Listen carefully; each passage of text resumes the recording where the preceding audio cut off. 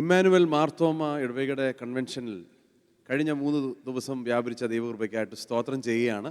കഴിഞ്ഞ 3 ദിവസം അനിശ്ചിതത്വം നിറഞ്ഞ ലോകത്തിൽ ഒരു വിശ്വാസി എങ്ങനെ ജീവിക്കണം എന്നുള്ള വിഷയത്തെ ആസ്പദമാക്കി 3 ദിവസം. ഒന്നാമത്തെ രാത്രി Joy in the midst of uncertainty, അതായത് അനിശ്ചിതത്വം നിറഞ്ഞിരിക്കുമ്പോൾ നമ്മുടെ സന്തോഷം നഷ്ടപ്പെടാതെ ഒരു വിശ്വാസിക്ക് എങ്ങനെ മുന്നോട്ട് പോകാം, അതായിരുന്നു നമ്മുടെ ഒന്നാമത്തെ ദിവസത്തെ വിഷയം. സങ്കീർത്തനം 16 നിന്ന് ഒരുമിച്ച് നാം ധ്യാനിച്ചു. നിത്യസന്തോഷത്തിൻ്റെ താക്കോലാണ് ദൈവം എനിക്കും നിങ്ങൾക്കും തന്നിട്ടുള്ളത്. അതുകൊണ്ട് പ്രയാസങ്ങൾ വരുമ്പോൾ, പ്രതികൂലങ്ങൾ വരുമ്പോൾ എൻ്റെ സന്തോഷത്തെ നഷ്ടപ്പെടുത്താതെ എനിക്ക് മുന്നോട്ട് പോകുവാൻ കഴിയും. രണ്ടാമത്തെ രാത്രിയിൽ victory in times of uncertainty, അതായത് അനിശ്ചിതത്വം നിറഞ്ഞ സമയത്ത് വിജയകരമായി എങ്ങനെ ജീവിക്കാമെന്നുള്ളത് ഗിദെയോൻ്റെ ജീവിതത്തിൽ നിന്ന് നാം ഒരുമിച്ച് ധ്യാനിച്ചു. God wants us to live in victory. എൻ്റെയും നിങ്ങളുടെയും ജീവിതത്തിൽ വിജയകരമായ ഒരു ക്രിസ്തീയ ജീവിതം ദൈവം എനിക്കും നിങ്ങൾക്കും വാഗ്ദാനം ചെയ്തിരിക്കുകയാണ്. എന്നാൽ അതിന് ചില വ്യവസ്ഥകളുണ്ട്. ഗിദെയോൻ്റെ ജീവിതത്തിൽ ഈ ക്ഷീണിച്ച് ഒരു പക്ഷെങ്കിൽ മനസ്സ് മടുത്ത മനുഷ്യനെ നോക്കി അല്ലയോ പരാക്രമശാലിയെ എന്ന് ദൈവം അവനെ വിളിക്കുകയാണ്. എങ്ങനെയാണ് ഈ ഭീരുവിനെ ദൈവം ഒരു പരാക്രമശാലിയാക്കിയത്? അത് നാം രണ്ടാമത്തെ ദിവസം നാം ധ്യാനിച്ചു. മൂന്നാമത്തെ രാത്രി, ഇന്ന് രാത്രി നമ്മൾ അവസാനിപ്പിച്ചത് direction in times of uncertainty. ദിശാബോധം നഷ്ടപ്പെട്ടു പോകുന്ന ചില സന്ദർഭങ്ങൾ എൻ്റെയും നിങ്ങളുടെയും ജീവിതത്തിൽ ഉണ്ടാകാൻ സാധ്യതയുണ്ട്. യോശുവയും ഇസ്രായേൽ മക്കളും യോർദാൻ്റെ മുമ്പിൽ നിൽക്കുമ്പോൾ എന്താണ് ചെയ്യേണ്ടത് എന്നറിയാഞ്ഞ സമയത്ത് ദൈവം വന്ന് അവരോട് പറഞ്ഞു, എങ്ങോട്ട് പോകണം എന്ന് നിങ്ങൾക്ക് അറിഞ്ഞുകൂടാ, ഞാൻ നിങ്ങൾക്ക് പറഞ്ഞു തരാം. എന്നാൽ അതിന് ചില വ്യവസ്ഥകൾ. എങ്ങനെയാണ് നാം ജീവിക്കേണ്ടത്? അനിശ്ചിതത്വം നിറഞ്ഞ ലോകത്തിൽ വളരെ നിശ്ചയത്തോടെ, ഉറപ്പോടെ ദൈവം എന്നെയും നിങ്ങളെയും ആക്കി വെച്ചിരിക്കുന്ന സ്ഥാനങ്ങളിൽ ജീവിക്കാൻ ദൈവം എനിക്കും നിങ്ങൾക്കും കൃപ തരും. ഈ കാലത്ത് കർത്താവിൻ്റെ വരവ് ഏറ്റവും അടുത്തിരിക്കുമ്പോൾ വിശ്വാസികളായ ഞാനും നിങ്ങളും ഒരുക്കത്തോടെ, ഉദ്ദേശശുദ്ധിയോടെ കർത്താവിൻ്റെ രാജ്യത്തിന് വേണ്ടി പണിയുവാൻ.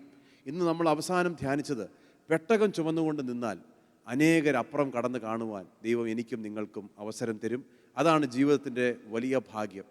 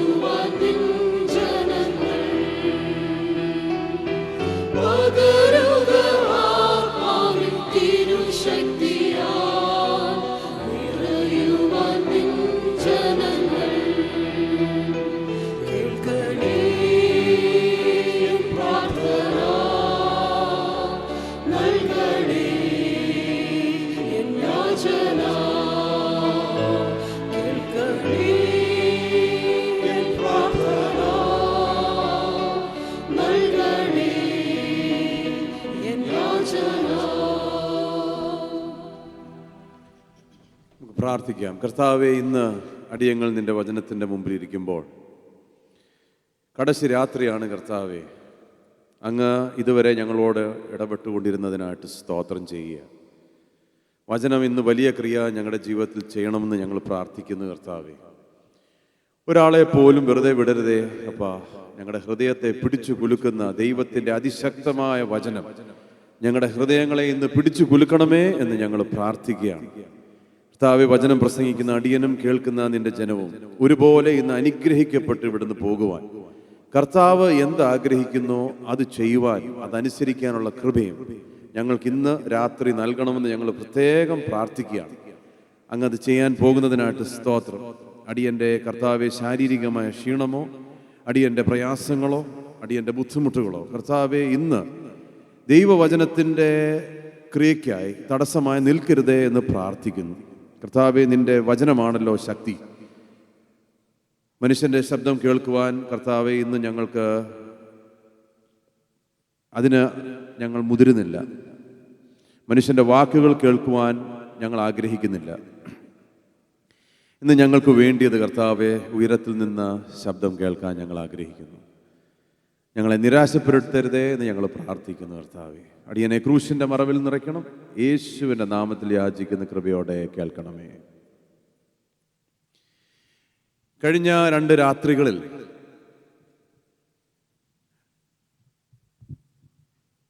നമ്മൾ ധ്യാനിച്ചുകൊണ്ടിരുന്ന വിഷയം how to deal in times of uncertainty.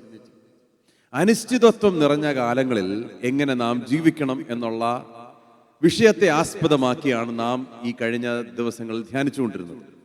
ഒന്നാമത്തെ രാത്രിയിൽ Joy in terms of uncertainty, അനിശ്ചിതത്വം നിറഞ്ഞ സമയത്ത് സന്തോഷത്തോടും നിത്യസന്തോഷത്തിൽ എങ്ങനെ ജീവിക്കാം എന്നുള്ളതായിരുന്നു ആദ്യ രാത്രിയിൽ നാം ഒരുമിച്ച് ധ്യാനിച്ചത്. ഇന്നലെ നാം ഒരുമിച്ച് ധ്യാനിച്ചത് അനിശ്ചിതത്വം നിറഞ്ഞിരിക്കുന്ന സമയങ്ങളിൽ വിജയകരമായി എങ്ങനെ ജീവിക്കാം, victory in times of uncertainty. ഇന്ന് നാം ഒരുമിച്ച് ധ്യാനിക്കാൻ പോകുന്ന വിഷയം direction in times of uncertainty. അനിശ്ചിതത്വം നിറഞ്ഞ സമയങ്ങളിൽ എങ്ങനെ മുന്നോട്ട് പോകണമെന്നറിയാത്തപ്പോൾ എങ്ങനെയാണ് ദിശ ലഭിക്കുന്നത്, അതാണ് ഇന്ന് നാം ഒരുമിച്ച് ചിന്തിക്കാൻ പോകുന്ന വിഷയം. കഴിഞ്ഞ 2 രാത്രികളിൽ വ്യാപരിച്ച ദൈവകൃപയ്ക്കായിട്ട് നമുക്ക് കർത്താവിനെ സ്തോത്രം ചെയ്യാം. ഇന്നും ദൈവം നമ്മളോട് സംസാരിക്കുമെന്ന് ഞാൻ വിശ്വസിക്കുകയാണ്. എനിക്ക് ശാരീരികമായ ചില പ്രയാസങ്ങൾ കഴിഞ്ഞ 2-3 ദിവസമായിട്ടുണ്ട്. എങ്കിലും കർത്താവ് നിർത്തി നടത്തി, അതിനായിട്ട് കർത്താവിനെ ഞാൻ സ്തോത്രം ചെയ്യുകയാണ്. ഞാൻ എപ്പോഴും പറയുന്നത്, ഈ ദൈവവചനം ആര് ഘോഷിക്കുന്നു എന്നുള്ളത് വലിയ വിഷയമൊന്നുമല്ല. ദൈവം സംസാരിക്കാൻ ആഗ്രഹിച്ചാൽ ബലയാമിൻ്റെ കഴുതയെ ഉപയോഗിക്കും. അത് ദൈവത്തിൻ്റെ പ്രത്യേകതയാണ്. കാരണം മെസ്സഞ്ചറിനെക്കാട്ടിൽ ഇമ്പോർട്ടൻ്റ് ആണ് ദൈവത്തിൻ്റെ മെസ്സേജ്. അതുകൊണ്ട് നമുക്ക് ക്ഷീണമുള്ളപ്പോഴും നമുക്ക് ശാരീരികമായ പ്രയാസങ്ങളൊക്കെ ഉള്ളപ്പോഴും ദൈവം തൻ്റെ ജനത്തോട് സംസാരിക്കാൻ ആഗ്രഹിച്ചാൽ ദൈവം സംസാരിച്ചിരിക്കും. അതുകൊണ്ട് ഇന്ന് രാത്രി, അവസാനത്തെ രാത്രിയിൽ നാം ഒരുമിച്ചായിരിക്കുമ്പോൾ, കർത്താവെ നിൻ്റെ ഇമ്പസ്വരം എന്നെ കേൾപ്പിക്കണമേ എന്ന പ്രാർത്ഥനയോടെ വേണം ഇന്ന് നാം ഇരിക്കേണ്ടത്. ഇതുവരെ ജീവിച്ചതുപോലെ പോരാ, ഇതുവരെ അനുഭവിച്ചതുപോലെ പോരാ, പുതിയതൊന്ന് കർത്താവ് ഇന്ന് എൻ്റെയും നിങ്ങളുടെയും ജീവിതത്തിൽ ചെയ്യണമേ എന്ന് നമുക്ക് പ്രാർത്ഥിക്കാം. പ്രത്യേകിച്ച് ഇന്ന് നാം കടശി രാത്രിയിലായിരിക്കുന്നത് കൊണ്ട് ഈ കൺവെൻഷൻ്റെ പിന്നിൽ പ്രവർത്തിച്ച എല്ലാ ആളുകളോടുള്ള സ്നേഹം, നന്ദി ഞാൻ ഈ സമയത്ത് അറിയിക്കുകയാണ്. സെക്രട്ടറി, കൺവീനേഴ്സ്, പ്രിയ അരുണച്ചൻ, അതുപോലെ തന്നെ വളരെ മനോഹരമായി നമുക്ക് ഗാനങ്ങൾ ആലപിച്ചു തന്ന ക്വയർ, ആത്മാവിൽ കർത്താവിനെ ആരാധിക്കുവാൻ കർത്താവ് നമുക്ക് ഒരുക്കി. അതിനായിട്ട് കർത്താവിനെ ഞാൻ സ്തോത്രം ചെയ്യുകയാണ്. എന്നെ ക്ഷണിച്ചതിനുള്ള നന്ദി, സ്നേഹം ഈ സമയത്ത് ഞാൻ അറിയിക്കുന്നു. ഞങ്ങളെ എപ്പോഴും ഓർത്ത് നിങ്ങൾ പ്രാർത്ഥിക്കണം. പ്രത്യേകിച്ച് മിഷൻസ് ഇന്ത്യ കുടുംബം 567 മിഷണറിമാർ നോർത്ത് ഇന്ത്യയുടെ ഏറ്റവും പ്രയാസമുള്ള മേഖലകളിലാണ് ശുശ്രൂഷ ചെയ്ത് മുന്നോട്ട് പോകുന്നത്. അവരെ ഓർത്ത് നിങ്ങളുടെ വ്യക്തിപരമായ പ്രാർത്ഥനാ ജീവിതത്തിലും കുടുംബ പ്രാർത്ഥനയിലും ഈ മിഷണറിമാരെ ഓർത്ത് നിങ്ങൾ പ്രാർത്ഥിക്കണം. പ്രയാസമേറിയ ഘട്ടങ്ങളാണ്, പ്രയാസമേറിയ ശുശ്രൂഷയുടെ മുഖത്താണ് അവർ നിൽക്കുന്നത്. നമ്മുടെ പ്രാർത്ഥന ഒരുപാട് ആവശ്യമാണ്. ആ പ്രാർത്ഥന ഞാൻ അപേക്ഷിക്കും. ഇന്ന് നമുക്ക് ഒരുമിച്ച് ധ്യാനിക്കുവാൻ യോശുവയുടെ പുസ്തകം 3-ാമത്തെ അധ്യായത്തിലേക്ക് തിരിയാം. The book of Joshua chapter 3. യോശുവയുടെ പുസ്തകം 3-ാമത്തെ അധ്യായത്തിൽ നിന്ന് ചില വാക്യങ്ങൾ ഞാൻ വായിച്ചു തുടങ്ങാൻ ആഗ്രഹിക്കുന്നു. യോശുവയുടെ പുസ്തകം 3-ാമത്തെ അധ്യായം 1 മുതൽ ഞാൻ വായിക്കട്ടെ. അനന്തരം യോശുവ അതികാലത്ത് എഴുന്നേറ്റ് അവനും ഇസ്രായേൽ മക്കളും എല്ലാവരും ശിത്തിമിൽ നിന്ന് പുറപ്പെട്ട് യോർദാൻ അരികെ വന്ന് മറുകര കടക്കും മുമ്പേ അവിടെ താമസിച്ചു.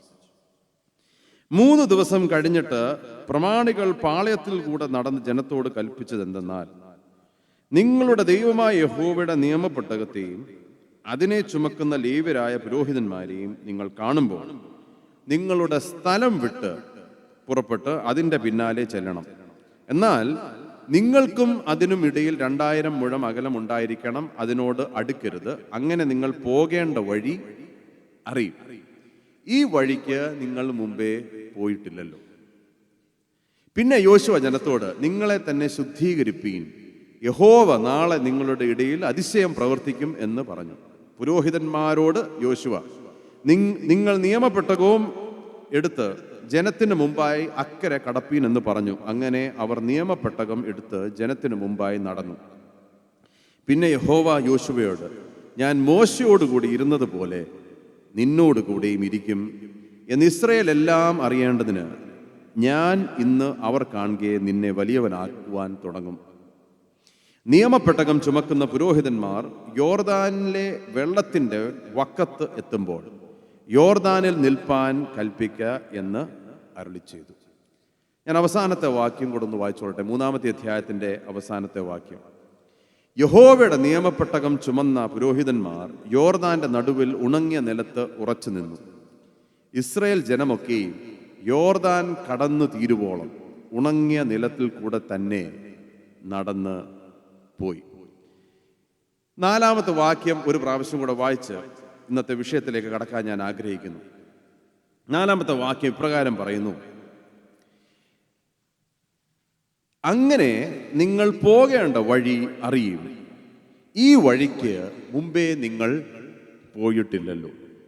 അങ്ങനെ പോകേണ്ട വഴി നിങ്ങൾ അറിയും. ഈ വഴിക്ക് മുമ്പേ നിങ്ങൾ പോയിട്ടില്ലല്ലോ. ഇസ്രായേൽ മക്കളും യോശുവയും യോർദാന്റെ മുമ്പേ നിൽക്കുകയാണ്. എങ്ങോട്ട് പോകണമെന്ന് അറിയത്തില്ല. ഇടത്തോട്ട് തിരിയണോ വലത്തോട്ട് തിരിയണോ, എവിടെ പോകണം, ഒരു നിവൃത്തിയില്ല. അപ്പോൾ യഹോവയായ ദൈവം ഈ യൗവനക്കാരനായ യോശുവയുടെ മുമ്പിൽ വന്നിട്ട് പറയുകയാണ്, യോശുവേ, നിങ്ങൾ ഈ വഴിക്ക് പോയിട്ടില്ല. ആദ്യമായിട്ടാണ് ഈ വഴിക്ക് സഞ്ചരിക്കുന്നത്. എങ്ങോട്ട് പോകണം എന്ന് നിങ്ങൾക്ക് അറിഞ്ഞുകൂടാ. എന്നാൽ യോർദാൻ അക്കരെ കടക്കുമാറാക്കാൻ ഞാൻ വിശ്വസ്തനാണ്. എന്നാൽ അതിന് ചില പ്രമാണങ്ങൾ ഉണ്ട്. ദൈവത്തിനൊരു പ്രത്യേകതയുണ്ട്. തൻ്റെ ജനത്തെ എപ്പോഴും പുതിയ വഴികളിലൂടെ നടത്തുവാൻ ദൈവം ആഗ്രഹിക്കും. എന്നാൽ മനുഷ്യരായ നമുക്കൊരു പ്രശ്നമുണ്ട്. നമുക്ക് പഴയ വഴികളാണ് ഇഷ്ടം. ഞാൻ ചില ഉദാഹരണങ്ങൾ തരാം. ഇന്ന് കടശി രാത്രിയായതുകൊണ്ട് ഞാൻ 5-10 മിനിറ്റ് എക്സ്ട്രാ എടുക്കും. കുഴപ്പമൊന്നുമില്ല എന്ന് വിശ്വസിക്കുന്നു. അതിൽ കൂടുതൽ എടുക്കത്തില്ല. ഉദാഹരണം പറഞ്ഞാൽ, ഞാൻ നാട്ടിലേക്ക് ഒരു 7 വർഷങ്ങൾക്ക് മുമ്പ് നാട്ടിലേക്ക് ഞങ്ങളെ തന്നെ ബേസ് ചെയ്തു. അപ്പോൾ രാവിലെയൊക്കെ ജോലിയൊക്കെ കഴിഞ്ഞിട്ട് വല്ലപ്പോഴുമൊക്കെ വൈകുന്നേരങ്ങളിൽ പ്രസംഗിക്കാൻ പോകും. അപ്പോൾ ഒന്ന് പ്രസംഗിക്കാൻ വിളിക്കുന്ന സ്ഥലങ്ങളൊക്കെ ഓരോ ഇടങ്ങളിലാണ്. വഴിയൊന്നും എനിക്ക് നല്ലതുപോലെ അറിയത്തില്ല. കാരണം ഞാൻ വളരെ ചെറുപ്പത്തിൽ തന്നെ കേരളം വിട്ടതുകൊണ്ട് എനിക്ക് വഴിയൊന്നും അറിയത്തില്ല. എന്നാൽ ഗൂഗിൾ മാപ്സ് ഉള്ളതുകൊണ്ട് അന്ന് അത്ര ആക്യുറേറ്റ് അല്ലെങ്കിലും അതൊക്കെ ഓണാക്കി ഞാൻ പോകും. ചില കവലകളിൽ വരുമ്പോൾ ഗൂഗിൾ മാപ്പ് എന്നോട് പറയും, വലത്തോട്ട് തിരി, ടേൺ റൈറ്റ്. ഞാൻ വലത്തോട്ട് നോക്കുമ്പോൾ ആ വഴി എനിക്ക് പരിചയമില്ല. എന്നാൽ നേരെ നോക്കുമ്പോൾ ആ വഴി നല്ല പരിചയമുണ്ട്. അപ്പോൾ ഗൂഗിൾ മാപ്പ് എന്നോട് വലത്തോട്ട് തിരിയണമെന്ന് പറഞ്ഞാലും ഞാൻ നേരെ പോകും. കാരണം എന്നാ, എനിക്ക് ആ വഴിയാണ് അറിയാവുന്നത്. ഇത് പുതിയ വഴിയാണ്. അങ്ങനെ ഞാൻ നേരെയുള്ള വഴി എടുത്ത് കറങ്ങി എങ്ങനെയെങ്കിലുമൊക്കെ കൺവെൻഷൻ സ്ഥലത്തെത്തും. അവിടെ എത്തി പ്രസംഗം എല്ലാം കഴിയുമ്പോൾ അച്ഛൻ എന്നോട് ചോദിക്കും, മോൻ ഏത് വഴിയാണ് വന്നേ? അപ്പം ഞാൻ പറയും, ഞാൻ ഇന്ന വഴിയിലൂടെ സഞ്ചരിച്ചു. അയ്യോ മോനെ, എന്തിനാ ആ വഴി കൂടെ വന്ന്? എത്രയോ എളുപ്പമുള്ള വഴി ഉണ്ടെന്നറിയാമോ എന്ന് പറഞ്ഞ് അടുത്ത 10 മിനിറ്റ് എനിക്ക് വഴി പറഞ്ഞു തരും. 10 മിനിറ്റ് ഡീറ്റെയിൽഡായിട്ട്. ഞാനിത് വളരെ ക്ഷമയോടെ ഈ വഴികളെല്ലാം കേട്ടിട്ട് വണ്ടിക്കകത്തോട്ട് കയറും. പിന്നെന്താ ഞാൻ ചെയ്യുന്നതെന്നറിയാമോ? ഞാൻ പോയ അതേ വഴി. പ്രായം കൂടുന്തോറും പുതിയ വഴികളോടുള്ള നമ്മുടെ ഈ എന്താ പറയണ്ടേ, അവേർഷൻ കൂടിക്കൊണ്ടിരിക്കുക. പ്രായം കൂടുന്തോറും അതങ്ങനെയാണ്. വേറൊരു ഉദാഹരണം പറഞ്ഞാൽ, ഇപ്പം ഇന്ന് ഞാൻ വന്നപ്പോൾ ഞാനും അച്ഛനോട് ഇവിടെ ആയിരുന്നത്. അപ്പോൾ സാധാരണ ഞായറാഴ്ച രാവിലെ ഞാൻ എവിടെയെങ്കിലും പ്രസംഗിക്കാൻ ചെന്നാൽ ഈ പ്രസംഗകനെ കണ്ടിട്ടില്ലാത്തത് കൊണ്ട് ഞാൻ ഈ ഫസ്റ്റ് ബെഞ്ചിൻ്റെ ഫസ്റ്റ് സീറ്റിൽ വന്നിരിക്കും. കാരണം അച്ഛൻ വിളിക്കും, അച്ഛന് ടെൻഷൻ അടിക്കരുത്. ഈ പ്രസംഗിക്കാൻ വിളിക്കുന്നവർക്ക് ടെൻഷൻ നമ്മൾ എത്തുന്നത് വരെ. ഇപ്പം ഞാൻ ഈ കൺവെൻഷൻ വരുന്നതിന് മുമ്പ് സുധീഷ് ഞാൻ ഇടയ്ക്ക് മെസ്സേജ് എത്തിയോ, എയർപോർട്ടിൽ എത്തിയോ, ഒന്ന് റെസ്പോണ്ട് ചെയ്യണേ. കാരണം അവർക്ക് ആ ടെൻഷൻ നമ്മളെക്കാട്ടിലും. അപ്പം ഞാൻ ഈ ഫ്രണ്ടിൽ വന്നിരിക്കും. ഫ്രണ്ടിൽ വന്നിരിക്കുമ്പോൾ പലപ്പോഴും സംഭവിക്കുന്നൊരു കാര്യമുണ്ട്. അവിടുത്തെ ശുശ്രൂഷകൻ ആരെങ്കിലും എൻ്റെ അടുക്ക വന്നിട്ട് പറയും, മോനെ ആ സീറ്റിൽ മാത്രം ഇരിക്കരുത്. അപ്പം ഞാൻ ചോദിക്കും, അതെന്നാ സീറ്റിന് വല്ല കുഴപ്പമുണ്ടോ, വല്ല പ്രശ്നങ്ങളോ? അങ്ങനല്ല മോനെ, കഴിഞ്ഞ 45 വർഷമായിട്ട് അവിടെ മാത്രം ഇരിക്കുന്ന ഒരു അങ്കിളുണ്ട്. ആ സീറ്റ് അങ്കിൾ ആർക്കും വിട്ടുകൊടുക്കത്തില്ല. മോൻ വേറെ എവിടെ വേണേലും ഇരുന്നു, തെറ്റൊന്നുമില്ല. പറയാൻ ആഗ്രഹിച്ചത്, പ്രായം കൂടുന്തോറും പുതിയത് നമുക്ക് ഇഷ്ടമല്ല. We don't like it. എൻ്റെയും നിങ്ങളുടെയും ജീവിതത്തിൽ സംഭവിക്കുന്ന ഒരു കാര്യമുണ്ട്, we don't like new ways. എന്നാൽ ദൈവത്തിനൊരു പ്രത്യേകതയുണ്ട്. തൻ്റെ ജനത്തെ പുതിയ വഴികളിലൂടെ നടത്താൻ ദൈവം ആഗ്രഹിക്കുന്നു. പുതിയതൊന്ന് ചെയ്യാൻ ദൈവം ആഗ്രഹിക്കുന്നു. ഇതാ ഞാൻ പുതിയതൊന്ന് ചെയ്യുന്നു. അതുകൊണ്ട് ഇന്ന് രാത്രി ഇവിടെ ഇരിക്കുമ്പോൾ പ്രിയമുള്ളവരെ, പ്രാർത്ഥിക്കേണ്ടത്, കർത്താവേ ഈ കഴിഞ്ഞ 8 വർഷം പോലല്ല, പുതിയതൊന്ന് എൻ്റെ ജീവിതത്തിൽ നീ ചെയ്യണം. Because God wants to do it in your life and mine. As long as we are willing to take it, God will do it for you. ദൈവം അത് ആഗ്രഹിക്കുന്നു. എൻ്റെയും നിങ്ങളുടെയും ജീവിതത്തിൽ പുതിയതൊന്ന് ചെയ്യുവാൻ ദൈവം ആഗ്രഹിക്കുന്നു. പക്ഷെങ്കിൽ നാം ആ മനസ്സോടെ വേണം കർത്താവിൻ്റെ അടുക്കിലേക്ക് വരാൻ. കർത്താവെ പഴയതും പഴയ കാര്യങ്ങളും. അതുകൊണ്ട് അതിന് നല്ലൊരു പ്രമാണമാണ്. ഇസ്രായേൽ മക്കൾ മരുഭൂമിയിലൂടെ സഞ്ചരിച്ചപ്പോൾ ദൈവം എല്ലാ ദിവസവും മന്ന കൊണ്ടാണ് അവരെ അനുഗ്രഹിച്ചത്. ദൂതന്മാർ ഭക്ഷിച്ച ഭക്ഷണം കൊണ്ട് അതിശേഖരമായി അവരെ നടത്തി. എന്നാൽ മന്ന കൊടുത്തപ്പോൾ ദൈവം അതിനോട് ചേർന്ന് ഒരു കമാൻഡ് കൂടെ കൊടുത്തു. എന്താണ്? നിങ്ങൾ വേണ്ടിയതെല്ലാം കഴിച്ചോണം, നാളത്തേക്കൊന്നും വെച്ചേക്കരുത്. പിന്നെ യഹൂദന്മാർ നമ്മൾ മലയാളികളെ പോലെ ആയതുകൊണ്ട് പിറ്റേ ദിവസത്തേക്ക് മാത്രമല്ല 2 തലമുറയ്ക്കുള്ളതും കൂടെ അങ്ങ് ശേഖരിച്ചു. കിട്ടിയ അവസരമല്ലേ. പക്ഷെങ്കിൽ പിറ്റേ ദിവസം മന്ന തുറന്നു നോക്കിയപ്പോൾ അത് അഴുക്കായി. ദൈവം പഠിപ്പിക്കാൻ ആഗ്രഹിച്ച പ്രമാണം എന്നാണെന്നറിയാമോ? ഇന്നിന് ആവശ്യമായിട്ടുള്ളത് പുതുമന്ന ദൈവം ദിവസം നമുക്ക് തരും. ഇന്നെനിക്ക് ആവശ്യമായിട്ടുള്ള കൃപ പുതിയതായി കർത്താവ് എനിക്ക് തരും. ഇന്നലത്തേതിൽ ഞാൻ ജീവിക്കേണ്ട കാര്യമില്ല. I don't have to live on yesterday's manna. God wants to give me something new. എൻ്റെയും നിങ്ങളുടെയും ജീവിതത്തിൽ പുതിയതൊന്ന് ചെയ്യുവാൻ ദൈവം ആഗ്രഹിക്കുന്നു. അതുകൊണ്ടാണ് പ്രിയമുള്ളവരെ, ചിലപ്പോൾ യോർദാൻ പോലുള്ള നദികളുടെ മുമ്പിൽ നമ്മളെ കൊണ്ട് ദൈവം ആക്കുന്നത്. Because we don't know where to turn to. എങ്ങോട്ട് പോകണമെന്ന് നമുക്കറിയത്തില്ല. അപ്പോൾ ദൈവം ചെയ്യാൻ ആഗ്രഹിക്കുന്നത് എന്നാണെന്നറിയാമോ? പുതിയതൊന്ന് എൻ്റെയും നിങ്ങളുടെയും ജീവിതത്തിൽ ചെയ്യാൻ. ഈ വഴിക്ക് മുമ്പേ നിങ്ങൾ പോയിട്ടില്ലല്ലോ. അതുകൊണ്ട് ഒരു പക്ഷെങ്കിൽ യോർദാന്റെ മുമ്പിൽ സ്റ്റക്കായി നിൽക്കുന്ന ആരെങ്കിലും ഇന്ന് രാത്രി എൻ്റെ ശബ്ദം കേൾക്കുന്നുണ്ടെങ്കിൽ, ഈ അനിശ്ചിതത്വം നിറഞ്ഞ സമയത്ത് God wants to do something new. എൻ്റെയും നിങ്ങളുടെയും ജീവിതത്തിൽ പുതിയതൊന്ന് ചെയ്യുവാൻ ദൈവം ആഗ്രഹിക്കുന്നു. അതുകൊണ്ട് ഇന്ന് നാം വചനം ധ്യാനിക്കുമ്പോൾ പ്രാർത്ഥനയോടിരിക്കണം. കർത്താവെ പുതിയതൊന്ന് ജീവിതത്തിൽ ചെയ്യണമേ. ഈ പഴയ അനുഭവങ്ങളും പഴയ കഥകളും പഴയ അതൊന്നുമല്ല. God wants to do something new. പുതിയതൊന്ന്. ഞങ്ങളുടെ 40 വർഷം മുമ്പ്, ഞങ്ങളുടെ 35 വർഷം മുമ്പ്, ഞങ്ങളുടെ പിതാക്കന്മാരുടെ അതിനായിട്ടൊക്കെ സ്തോത്രം ചെയ്തു. പക്ഷെ അതല്ല. ഇന്ന് കർത്താവെ എൻ്റെ ജീവിതത്തിൽ പുതിയതൊന്ന് ചെയ്യണമേ. എൻ്റെ ആ പഴയ ശൈലികളിലൊക്കെ ഞാൻ ചിലപ്പോൾ സ്റ്റക്കായിരിക്കും. കർത്താവെ ഇന്ന് പുതിയതൊന്ന് എൻ്റെ ജീവിതത്തിൽ ചെയ്യണമേ. എന്നാൽ മുമ്പോട്ട് എന്ത് ചെയ്യണം എന്നറിയാത്ത സമയത്ത് എങ്ങനെയാണ് ദൈവമക്കൾ പ്രതികരിക്കേണ്ടത്? അതാണ് ഇന്ന് നമ്മൾ ഒരുമിച്ച് ചിന്തിക്കാൻ പോകുന്നത്. What do you do when you don't know what lies ahead? എന്ത് ചെയ്യണം? ഈ ആദ്യത്തെ 3-4 വാക്യങ്ങളിൽ 4-5 പ്രമാണങ്ങളുണ്ട്. ആ പ്രമാണങ്ങൾ നിങ്ങളുമായിട്ട് പങ്കുവെക്കാൻ ഞാൻ ആഗ്രഹിക്കുന്നു. What do you do when you don't know what lies ahead? ഒന്നാമത് ചെയ്യേണ്ടത് ദൈവത്തിൻ്റെ സമയത്തിന് വേണ്ടി കാത്തിരിക്കണം. We need to learn to trust God's timing. ദൈവത്തിൻ്റെ സമയത്തിന് വേണ്ടി കാത്തിരിക്കണം. ഒന്ന് വായിക്കട്ടെ. 3-ാമത്തെ അധ്യായത്തിൻ്റെ 3-ാമത്തെ വാക്യം ഇപ്രകാരം പറയുന്നു. 2-ാമത്തെ വാക്യം ഇപ്രകാരം പറയുന്നു. അവരവിടെ താമസിച്ചു. എന്തിനാണെന്നറിയോ? ഓടിച്ചെന്ന് യോശുവയും തൻ്റെ ജനവും കൂടെ അവിടെ താമസിച്ചു. 3 ദിവസം കഴിഞ്ഞിട്ട് പ്രമാണികൾ പാളയത്തിലൂടെ നടന്ന് ജനത്തോട് കൽപ്പിച്ചത് എന്തെന്നാൽ, അപ്പൊ അതിരാവിലെ യോശുവയും ജനവും എഴുന്നേറ്റ് യോർദാന്റെ മുമ്പിൽ വന്ന് ഷിത്തീമിൽ അവിടെ വന്ന് താമസിച്ചു. എന്തിനാ അതിരാവിലെ എഴുന്നേറ്റത്? എത്രയും പെട്ടെന്ന് യോർദാൻ കടക്കണം. അതുകൊണ്ട് അതിരാവിലെ എഴുന്നേറ്റ് യോർദാൻ്റെ മുമ്പിൽ നിൽക്കുക. ദൈവം പറഞ്ഞു 3 ദിവസം കഴിഞ്ഞിട്ട് മതി, 3 ദിവസം അവിടെ നിൽക്കുക. അതെന്നാ 3 ദിവസം? ഞങ്ങൾ റെഡിയല്ലയോ? ഞങ്ങൾ റെഡി ആയിരിക്കാം, പക്ഷെ ദൈവത്തിനൊരു സമയമാണ്. എൻ്റെയും നിങ്ങളുടെയും ജീവിതത്തിൽ മുന്നോട്ട് എന്ത് ചെയ്യണമെന്നറിയാത്തപ്പോൾ ധൃതി പിടിക്കരുത്. നമ്മുടെ ഒരു പ്രശ്നം ഈ കാലത്ത്, പ്രത്യേകിച്ച് ഈ കാലത്ത്, we are living in the world of instant, അല്ലേ? Instant coffee, instant noodles, Instagram, എല്ലാം ഇൻസ്റ്റന്റ് ആണ്. എല്ലാം പെട്ടെന്ന് പെട്ടെന്ന് നമുക്ക് വേണം. അതുകൊണ്ട് ചിലപ്പോൾ മുന്നോട്ട് എന്ത് ചെയ്യണമെന്നറിയാത്തപ്പോൾ നമുക്ക് പെട്ടെന്ന് പോയി അടുത്ത സ്റ്റെപ്പ് എടുക്കാനുള്ള ഒരു വ്യഗ്രതയുണ്ട്. ദൈവത്തിൻ്റെ പ്രമാണം പഠിപ്പിക്കുന്നത് ദൈവത്തിൻ്റെ സമയത്തിനായി നാം കാത്തിരിക്കണം. ദൈവത്തിൻ്റെ സമയത്തിൻ്റെ പ്രത്യേകത, എൻ്റെ സമയവും നിങ്ങളുടെ സമയവും പോലെ അല്ല ദൈവത്തിൻ്റെ സമയം. നമ്മളെപ്പോഴും കർത്താവിനോട് പറയും, കർത്താവേ കുറേ നാളായല്ലോ. അപ്പോൾ ദൈവം നമ്മളോട് പറയുന്നത് എന്നാണെന്നറിയാമോ? നിന്റെ ക്ലോക്കും എൻ്റെ ക്ലോക്കും വേറേതാണ്. അവൻ്റെ സമയം തികവുള്ള സമയം. ആ സമയത്തിന് വേണ്ടി കാത്തിരിക്കുന്നവർക്ക് ദൈവം പ്രവർത്തിക്കും. പക്ഷെങ്കിൽ ആ സമയത്തിന് വേണ്ടി കാത്തിരിക്കാൻ തയ്യാറാകാതെ ദൈവത്തെ ഒന്ന് ജംപ് സ്റ്റാർട്ട് ചെയ്യാൻ ശ്രമിക്കുന്ന ചിലരുണ്ട്. ഉദാഹരണം വേണോ?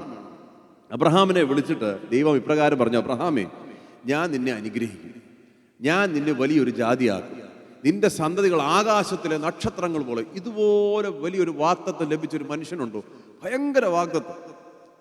കുറച്ചു നാൾ കഴിഞ്ഞിട്ട് അബ്രഹാമിന് വാഗ്ദത്തം ലഭിക്കുന്നില്ല. കാത്തിരിക്കുക. അപ്പൊ മനസ്സിലായി പ്രായം കൂടി. അപ്പൊ സാറ വന്ന് അബ്രഹാമിന് നല്ലൊരു ബുദ്ധി ഉപദേശിച്ചു കൊടുത്തു. എന്താണെന്നറിയാമോ? ഭർത്താവേ, ദൈവം പറഞ്ഞതൊക്കെ ശരിയാണ്, ദൈവം പറഞ്ഞു. പക്ഷേ നമ്മുടെ പ്രായം മുന്നോട്ട് പോയ സ്ഥിതിക്ക് നമുക്ക് ദൈവത്തെ ഒന്ന് സഹായിക്കണം കേട്ടോ. അപ്പൊ ദൈവത്തെ സഹായിക്കാൻ രണ്ടുപേരോടെ ചേർന്ന് പുതിയൊരു പദ്ധതി കിട്ടും. നിങ്ങൾക്ക് കഥ അറിയാം. അന്ന് തുടങ്ങിയ പ്രശ്നം ഇന്ന് പത്രം വായിക്കുന്നവർക്കറിയാം, ഇന്നും തീർന്നിട്ടില്ല. ഇന്ന് പത്രം വായിക്കുന്നുണ്ടെങ്കിൽ നിങ്ങൾക്കറിയാം, ഈ 2025 ഈ 2025 ഇതുവരെയുള്ള ന്യൂസ് പേപ്പറിലെ 80% ഹെഡ്ലൈൻസ് കവർന്നിരിക്കുന്നത് എന്താണ്? 80% ഹെഡ്ലൈൻസ് കവർന്നിരിക്കുന്നതിന്റെ കാരണം അന്ന് അബ്രഹാം ദൈവത്തിന്റെ സമയത്തിനായിട്ട് കാത്തിരിക്കാൻ തയ്യാറാകാഞ്ഞതുകൊണ്ട്. ഒന്ന് ഓർത്ത് നോക്കിയ the consequences of not willing to wait for God's timing. ദൈവത്തിന്റെ സമയത്തിനായി കർത്താവ് ഒരു കാര്യം ചെയ്യുമ്പോൾ അവൻ തക്ക സമയത്ത് ചെയ്യും. പ്രിയമുള്ളവരെ, എല്ലാ കാര്യവും മനോഹരമായി കർത്താവ് ചെയ്യും അവൻ്റെ സമയത്ത്. ലാസർ മരിച്ചു. അവൻ ദീനമായി കിടക്കുമ്പോൾ തന്നെ കർത്താവിന് ഇൻഫർമേഷൻ കൊടുത്തു, നിന്റെ സ്നേഹിതൻ ലാസർ ദീനമായി കിടക്കുന്നു. കർത്താവ് പറഞ്ഞു, വെയിറ്റ് ചെയ്യും, 2 ദിവസം കഴിയട്ടെ. അത് കഴിയുമ്പോൾ ലാസർ മരിച്ചു. കർത്താവ് പറഞ്ഞു, കഴിയട്ടെ. 4 ദിവസം കഴിയുമ്പോൾ കർത്താവ് എത്തുക. അപ്പോൾ മറിയയും മാർത്തയും ഓടിച്ചെന്നിട്ട് പറയാം, കർത്താവെ, നീ ഒരു 4 ദിവസം മുമ്പ് വന്നിരുന്നെങ്കിൽ എൻ്റെ സഹോദരൻ പറഞ്ഞത് കറക്റ്റ് അല്ലേ? കറക്റ്റാ, സഹോദരൻ മരിക്കുകയില്ല, ശരിയല്ലോ? അപ്പൊ അവരുടെ കടികാരം, അവരുടെ കലണ്ടർ പ്രകാരം കർത്താവ് 4 ദിവസം മുമ്പ് വരണമായിരുന്നു. യേശു കർത്താവ് 4 ദിവസം താമസിച്ചാണ്. ഇപ്പൊ നാറ്റം വമിച്ചിരിപ്പുണ്ട് ലാസർ. പക്ഷെങ്കിൽ 4 ദിവസം കഴിഞ്ഞ് വന്നതുകൊണ്ട് ഒരു കാര്യം മനസ്സിലായി, അവൻ രോഗത്തെ സൗഖ്യമാക്കുന്നവൻ മാത്രമല്ല, മരണത്തിന്റെ മേൽ ജയമുള്ളവനാണ് യേശു ക്രിസ്തു എന്നുള്ളത് അവർക്ക് മനസ്സിലായി. അതിന്റെ കാരണം എന്നാണെന്നറിയോ? പാട്ടുകാരൻ ഇപ്രകാരം പറഞ്ഞു, even when he is 4 days late, he is still right on time. 4 ദിവസം താമസിക്കുമ്പോഴും കർത്താവ് തക്ക സമയത്ത് വരുന്നവരാണ്. പ്രിയമുള്ളവരെ, ഒരു പക്ഷെങ്കിൽ കാത്തിരുന്ന് മടുത്തവരാരെങ്കിലും ഉണ്ടോ ഈ കൂട്ടത്തിൽ? ഞാൻ ഒന്ന് പറയട്ടെ, കർത്താവിൻ്റെ സമയത്തിനായിട്ട് കാത്തിരിക്കുക. Wait for God's timing. അവൻ ആ സമയത്ത് സകലവും മനോഹരമായി ചെയ്യുന്നു. Don't try to put your agenda on God's calendar. എൻ്റെ കലണ്ടറും അല്ല, എൻ്റെ ടൈമിംഗ് അല്ല, എൻ്റെ ക്ലോക്ക് അല്ല, ദൈവത്തിൻ്റെ കടികാരം തക്ക സമയത്ത് അടിക്കും. അതിനുവേണ്ടി കാത്തിരുന്നോ. 1 സെക്കൻഡ് നേരത്തെ വരത്തില്ല, 1 സെക്കൻഡ് ലേറ്റ് ആയിട്ട് വരത്തില്ല. നിങ്ങൾ ചിന്തിച്ചിട്ടുണ്ടോ? യോനെ എടുത്ത് കപ്പലിൻ്റെ അകത്തുനിന്ന് പുറത്തേക്ക് എറിഞ്ഞ സമയവും മത്സ്യം വന്ന് വാ തുറക്കുന്ന സമയവും ഈ മത്സ്യം എവിടെയായിരുന്നു? ആർക്കറിയാം? ഈ അഖിലാണ്ടത്തെ മുഴുവൻ നിയന്ത്രിക്കുന്ന ഒരു കരമുണ്ട്. അവൻ്റെ കടികാരം തക്ക സമയത്ത് അടിക്കും. അവൻ്റെ സമയത്തിന് വേണ്ടി കാത്തിരിക്കണം. യോശുവേ, നിനക്ക് അപ്പുറത്തോട്ട് കടക്കാൻ ധൃതിയുണ്ട്. നീ അതിരാവിലെ എഴുന്നേറ്റു, സത്യം. നീ ജനത്തെ എല്ലാം കൂട്ടി പ്ലാനിങ് എല്ലാം നടത്തി, സത്യം. 3 ദിവസം അവിടെ വെയിറ്റ് ചെയ്യും. കാരണം എൻ്റെ സമയമല്ല നിന്റെ സമയം. അതുകൊണ്ട് ഒരുപക്ഷെങ്കിൽ മുന്നോട്ട് എന്ത് ചെയ്യണം എന്നറിയാത്ത സമയങ്ങളിൽ, ഇന്നല്ലെങ്കിൽ നാളെ അങ്ങനത്തെ സമയങ്ങൾ ഉണ്ടാകും, അനിശ്ചിതത്വം നിറഞ്ഞ സമയം. അപ്പോൾ ചെയ്യേണ്ട ഒന്നാമത്തെ കാര്യം ദൈവത്തിൻ്റെ സമയത്തിനായിട്ട് കാത്തിരിക്കുക. അബ്രഹാമിനെ പോലെ ദൈവത്തെ സഹായിക്കാൻ പോകരുത്, ദൈവത്തിൻ്റെ സമയത്തിനായിട്ട് കാത്തിരിക്കുക. അതാണ് ഒന്നാമത്തെ പ്രമാണം. When you don't know what lies ahead, wait for God's timing. ദൈവത്തിൻ്റെ സമയത്തിനായി കാത്തിരിക്കുക. രണ്ടാമത്, when you don't know what lies ahead, മുന്നോട്ട് എന്ത് കാത്തിരിക്കുന്നു എന്ന് അറിയാത്തപ്പോൾ എന്താണ് ചെയ്യേണ്ടത്? Remember his goodness in the past. തിരിഞ്ഞു നോക്കി അവൻ ചെയ്ത നന്മകളെ ഓർത്ത് സ്തോത്രം പറയും. പലപ്പോഴും എൻ്റെയും നിങ്ങളുടെയും ജീവിതത്തിൽ മുന്നോട്ട് എന്ത് എന്നറിയാത്ത സമയങ്ങൾ വരും. So you can't see ahead. ഒരു 2 ആഴ്ച മുന്നോട്ട് എന്തായി തീരും അറിഞ്ഞുകൂടാ. കുഞ്ഞുങ്ങളുടെ കാര്യത്തിൽ ചിലപ്പോൾ ചിന്തിച്ചു, അയ്യോ ഇനി എന്താ ചെയ്യേണ്ടത് അറിഞ്ഞുകൂടാ. അപ്പം നമുക്കെല്ലാം ഒരു വ്യഗ്രതയുണ്ട്. നാളെ എന്ത് സംഭവിക്കുമെന്ന് അറിയാനുള്ള വ്യഗ്രത അതെല്ലാം മനുഷ്യർക്കുമുണ്ട്, അല്ലേ? So you want to see ahead. അപ്പം ഇപ്പോഴത്തെ അവസ്ഥ വെച്ച് നോക്കുമ്പോൾ എന്ത് നാളെ സംഭവിക്കുമെന്ന് അറിഞ്ഞുകൂടാ. അനിശ്ചിതത്വം നിറഞ്ഞിരിക്കുന്ന കാലഘട്ടത്തിലാണ് നാം ജീവിക്കുന്നത്. ഇന്നല്ലെങ്കിൽ നാളെ ഇങ്ങനത്തെ ഒരു അവസരം ഉണ്ടാകും. അപ്പം നാളെ എന്ത് ചെയ്യണം എന്നറിയാത്ത സമയങ്ങളിൽ, മുന്നോട്ട് എന്ത് എന്നറിയാത്ത സമയത്ത് എന്താ ചെയ്യേണ്ടതെന്ന് അറിയാമോ? ദൈവം യോശുവയുടെ അടുക്ക് വന്നിട്ട് പറയാ, എൻ്റെ ദാസൻ മോശ മരിച്ചു. പക്ഷെങ്കിൽ അതിനോട് ചേർന്ന് പറയുന്നു, നീ ഭയപ്പെടരുത്, ഭ്രമിക്കുകയും അരുത്. ഞാൻ മോശയോടുകൂടെ എങ്ങനെ ഉണ്ടായിരുന്നോ അതുപോലെ തന്നെ ഞാൻ നിന്നോടുകൂടെയും ഇരിക്കും. അപ്പൊ പെട്ടെന്ന് യോശുവ യോർദാന്റെ മുമ്പിൽ നിൽക്കുകയാണ്. എന്ത് ചെയ്യണമെന്ന് അറിയത്തില്ല. മുന്നോട്ട് എന്ത്, അടുത്ത സ്റ്റെപ്പ് എന്ത് അറിഞ്ഞുകൂടാ. അപ്പൊ ദൈവം യോശുവയോട് പറയാണ്, യോശുവേ നീ ഒന്ന് തിരിഞ്ഞു നോക്കിയേ. മുന്നോട്ട് നിനക്ക് നോക്കാൻ ഒക്കുന്നില്ല, തിരിഞ്ഞു നോക്കി. പെട്ടെന്ന് യോശുവയ്ക്ക് ഒരു ഫ്ലാഷ് ബാക്ക് പോലെ. എന്താണ്? ഇതുപോലെ തന്നെ ഒരു അവസരമല്ലായിരുന്നോ കുറച്ച് നാളുകൾക്ക് മുമ്പ്? ചെങ്കടലിന് മുമ്പിൽ ഫറവോനും സൈന്യവും പിൻപിൽ, ഇടത്തും വലത്തും പർവ്വതങ്ങൾ. എങ്ങോട്ട് തിരിയണമെന്നറിയാതെ വിഷമിച്ച് ഉയരത്തിലേക്ക് നോക്കിയപ്പോൾ വേദപുസ്തകം ഇപ്രകാരം പറഞ്ഞു, തൻ്റെ കാറ്റിനെ അയച്ച് അവൻ കടലിനെ 2ആയി തിരിച്ചു, ഉണങ്ങിയ നിലത്തൂടെ തന്റെ ജനത്തെ നടത്തി. അന്ന് യോശുവ ചെറുപ്പക്കാരനാ. യോശുവ മുമ്പിൽ ഒരു ഷോർട്ട് സർക്യൂട്ട് ആയിരിക്കും ചിലപ്പം വരണ്ട നിലത്തൂടെ നടന്നത്. ദൈവം എന്തോ പറയാൻ ആഗ്രഹിച്ചെന്നറിയോ യോശുവോട്? യോശുവേ, എൻ്റെ ദാസൻ മരിച്ചു, സത്യം. കാലങ്ങൾ മാറി, സത്യം. ജനറേഷൻസ് മാറി, സത്യം. പക്ഷെങ്കിൽ എനിക്കൊരു മാറ്റവുമില്ല. ചെങ്കടലെ ഞാൻ പിളർത്തിയെങ്കിൽ നിനക്ക് വേണ്ടി യോർദാൻ ഞാൻ 2ആയി ഭാഗിക്കും. കാരണം എന്നാന്നറിയാമോ? യേശു ക്രിസ്തു ഇന്നലെയും ഇന്നും എന്നും അനന്യം തന്നെ. എൻ്റെ അവസ്ഥകൾ മാറിക്കാണും, സമയങ്ങൾ മാറിക്കാണും, എല്ലാം മാറിക്കാണും. അതുകൊണ്ട് when you don't know what lies ahead, തിരിഞ്ഞു നോക്കി ദൈവത്തിന് സ്തോത്രം ചെയ്യണം. തിരിഞ്ഞു നോക്കി ദൈവത്തിന് സ്തോത്രം ചെയ്തതിൽ എന്ത് സംഭവിക്കുമെന്നറിയോ? പിറുപിറുപ്പിൻ്റെ ആത്മാവുണ്ടാകും. അതാണ് ഇസ്രായേൽ മക്കൾ സംഭവിച്ചത്. എവിടെയെങ്കിലും സ്റ്റക്കായി കഴിഞ്ഞാൽ ഉടനെ അയ്യോ അങ്ങനാണെങ്കിൽ പിന്നെ ഞങ്ങൾ മിസ്രൈമിൽ നിന്നാൽ മതിയായിരുന്നല്ലോ, അതായിരുന്നല്ലോ ബെറ്റർ. ദൈവമക്കളെ ആത്മീകമായി ഇതുപോലെ എന്താ പറയണ്ടേ, വരൾച്ചയുടെ അനുഭവത്തിലേക്ക് കൊണ്ടുവരുന്ന ഒരു സ്വഭാവമാണ് പിറുപിറുപ്പ്. രാവിലെ എഴുന്നേറ്റ് ഇന്ന് ജോലിക്ക് പോകണമല്ലോ, ജോലിയില്ലേ, ഇനിയിപ്പം പിറുപിറുപ്പിൻ്റെ ആത്മാവ്.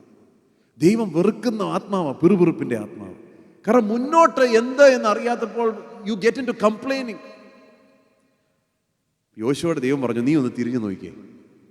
ഇന്ന് ദൈവമക്കളെ ഒരു നിമിഷം ഒന്ന് തിരിഞ്ഞു നോക്കാമോ? ഒരു നിമിഷം. ഈ യോർദാൻ പോലെ, ചെങ്കടൽ പോലെ എന്ത് ചെയ്യണമെന്ന് അറിയാഞ്ഞ സമയങ്ങൾ ജീവിതത്തിൽ ഉണ്ടായിട്ടുണ്ടോ ഇല്ലയോ? അവൻ വഴിവെട്ടി തന്നില്ലേ? നാളെ ഞാൻ എങ്ങനെ ഇതിനെ അതിജീവിക്കുമെന്ന് അറിയാഞ്ഞ ഒരു സമയമുണ്ട്. എൻ്റെ കുഞ്ഞുങ്ങളെ ഞാൻ എങ്ങനെ പഠിപ്പിക്കും എന്ന് ചിന്തിച്ച സമയങ്ങൾ ഒരുപക്ഷെ ചിലർക്കെങ്കിലും കാണും. എൻ്റെ ജീവിതത്തിൻ്റെ ഏറ്റവും വലിയ ബുദ്ധിമുട്ടിൽ അവൻ എനിക്ക് വേണ്ടി വഴി തുറന്നില്ലേ? അവൻ ശത്രുക്കളുടെ മുമ്പിൽ എനിക്ക് വേണ്ടി മേശ വിരിച്ചില്ലേ? എൻ്റെ കുഞ്ഞുങ്ങൾക്ക് വേണ്ടി അവൻ കരുതിയില്ലേ? ഞാൻ രോഗാവസ്ഥയിലായിരുന്നപ്പോൾ അവൻ എനിക്ക് സൗഖ്യം തന്നില്ലേ? വാ തുറന്ന് ഒരു സ്തോത്രം പറഞ്ഞുകൂടെ ദൈവമക്കളെ? കാരണം അത് ചെയ്തില്ലെങ്കിൽ മുന്നോട്ട് നോക്കി പിറുപിറുക്കാൻ സാധ്യതയുണ്ട്. കർത്താവ് നടത്തിയ വഴികളെ ഓർത്ത് സ്തോത്രം പറയണം. സ്തോത്രത്തിൻ്റെയും സ്തുതിയുടെയും ശബ്ദമായിരിക്കണം ദൈവമക്കളുടെ നാവിൽ എന്നും. കർത്താവേ, ഇന്നലെ നടത്തി സ്തോത്രം, വഴികളെ ഒരുക്കി സ്തോത്രം, ഞങ്ങളുടെ മേശമേൽ ആഹാരം വെച്ചല്ലോ സ്തോത്രം, കുഞ്ഞുങ്ങളെ നടത്തി കർത്താവേ സ്തോത്രം, ഇതുവരെ ഞങ്ങളെ നടത്തിയ നാഥ ഇനിയും. അതല്ലേ നമ്മൾ ഒന്നാമത് എൻ്റെ സ്നേഹിതൻ ജോബിന് എഴുതിയ പാട്ടാ, ഇന്ന് നമ്മൾ പാടിയ പാട്ടാ. ഇതുവരെ അവൻ നടത്തിയെങ്കിൽ ഇനി മേലാൽ നടത്താൻ അവൻ വിശ്വസ്തൻ തന്നെ. യോശുവേ, മോശ മരിച്ചു, എനിക്കൊരു വ്യത്യാസവും വന്നിട്ടില്ല. ഞാൻ ഇന്നലകളിൽ നിങ്ങളെ നടത്തിയെങ്കിൽ നാളെയും നിന്നെ നടത്താൻ ഞാൻ വിശ്വസ്തൻ തന്നെ. അതുകൊണ്ട് when you don't know what lies ahead, തിരിഞ്ഞു നോക്കി, look back and give God praise. Give God praise. ഇന്നലെ എൻ്റെ ബർത്ത്ഡേ സമയം, ഇന്ന് നിങ്ങളൊക്കെ you been very generous. 2 cake ഇതുവരെ അങ്ങനെ സംഭവിച്ചിട്ടില്ല കേട്ടോ. 3-ാം തീയതിയും 4-ാം തീയതി 2 കേക്ക് എനിക്ക് കിട്ടി, നല്ല ബ്യൂട്ടിഫുൾ കേക്ക്. അതിനായിട്ട് നിങ്ങളോടുള്ള നന്ദി സ്നേഹം ഞാൻ അറിയിക്കുകയാണ്. പക്ഷെ ഞാൻ ഒരു നിമിഷം ചിന്തിക്കുകയായിരുന്നു, കർത്താവ് നടത്തിയ വഴികൾ. ഞാൻ 8-ാം ക്ലാസ്സിൽ ഞാൻ ഈ ലോകത്തോട് യാത്ര പറയേണ്ടവനായിരുന്നു. വലിയൊരു ആക്സിഡൻറ്റിൽ എൻ്റെ ജീവൻ പോയി. ഞാൻ 3 ദിവസം സംസാരിച്ചില്ല. ഡോക്ടർമാർ ഓർത്തു എനിക്ക് ബ്രെയിൻ ഹെമറേജ് വന്നു. എൻ്റെ സിസ്റ്റർ ആണെങ്കിൽ വണ്ടിയുടെ അടിയിൽ കഴുത്തടി ഇവിടെ നിൽക്കുകയായിരുന്നു. എൻ്റെ അമ്മയുടെ റിബ്സ് പൊട്ടി. ഇങ്ങനെ എല്ലാം പോകേണ്ടിയായിരുന്നു. അപ്പം ഞാൻ ഓരോ ഭാരങ്ങളെക്കുറിച്ചൊക്കെ ഓർക്കുമ്പോൾ കർത്താവ് പറഞ്ഞാൽ, ഇതുവരെ നിർത്തിയില്ല നിന്നെ, ഇതുവരെ നിർത്തിയില്ലേ. നാളെ എന്തോ എനിക്കറിഞ്ഞുകൂടാ, എത്ര ആയുസ് എൻ്റെ മുമ്പിലുണ്ടോ എനിക്കറിഞ്ഞുകൂടാ.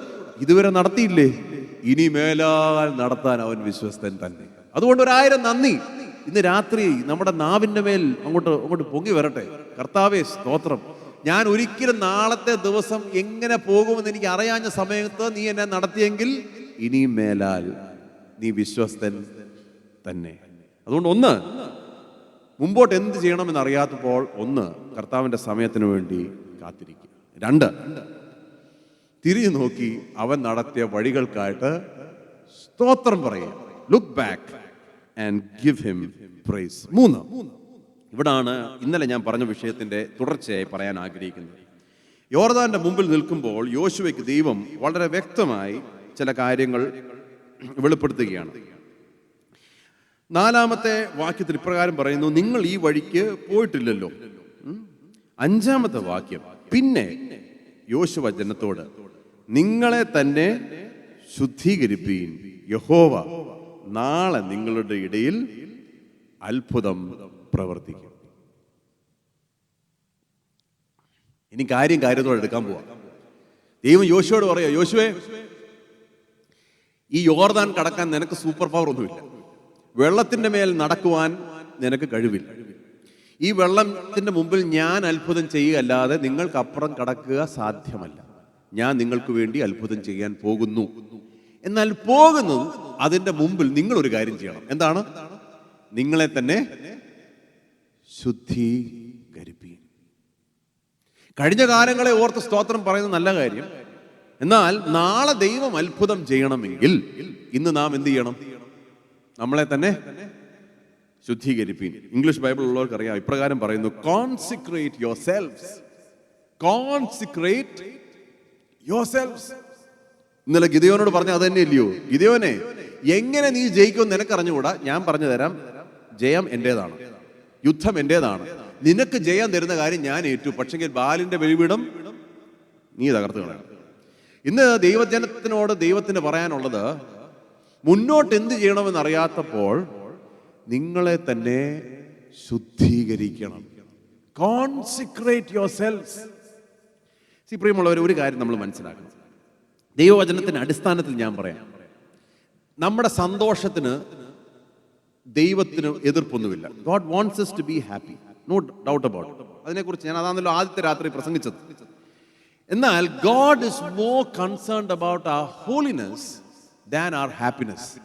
എൻ്റെ ശുദ്ധീകരണമാണ് എൻ്റെ സന്തോഷത്തെക്കാൾ ദൈവത്തിന് വലുത്. യഥാർത്ഥത്തിൽ ശുദ്ധീകരിക്കപ്പെട്ട ജനത്തെ പോലെ സന്തോഷിക്കുന്ന വേറൊരു ജനമില്ല. അത് വേറെ കാര്യം കേട്ടോ. True path for happiness is holiness. എന്നാൽ പലപ്പോഴും നമ്മൾ ചിന്തിക്കുന്ന ഒരു കാര്യമുണ്ട്, ദൈവത്തിന് എൻ്റെ സന്തോഷത്തെ കെടുത്തി കളയുന്ന കാര്യങ്ങളെ എല്ലാം ദൈവത്തിന് മാറ്റാൻ വേണ്ടി, കർത്താവെ ഞാൻ മാറ്റിത്തരണമേ, ഈ പ്രയാസം മാറ്റിത്തരണമേ, ആ പ്രയാസം പ്രാർത്ഥിക്കുന്നതിൽ തെറ്റില്ല.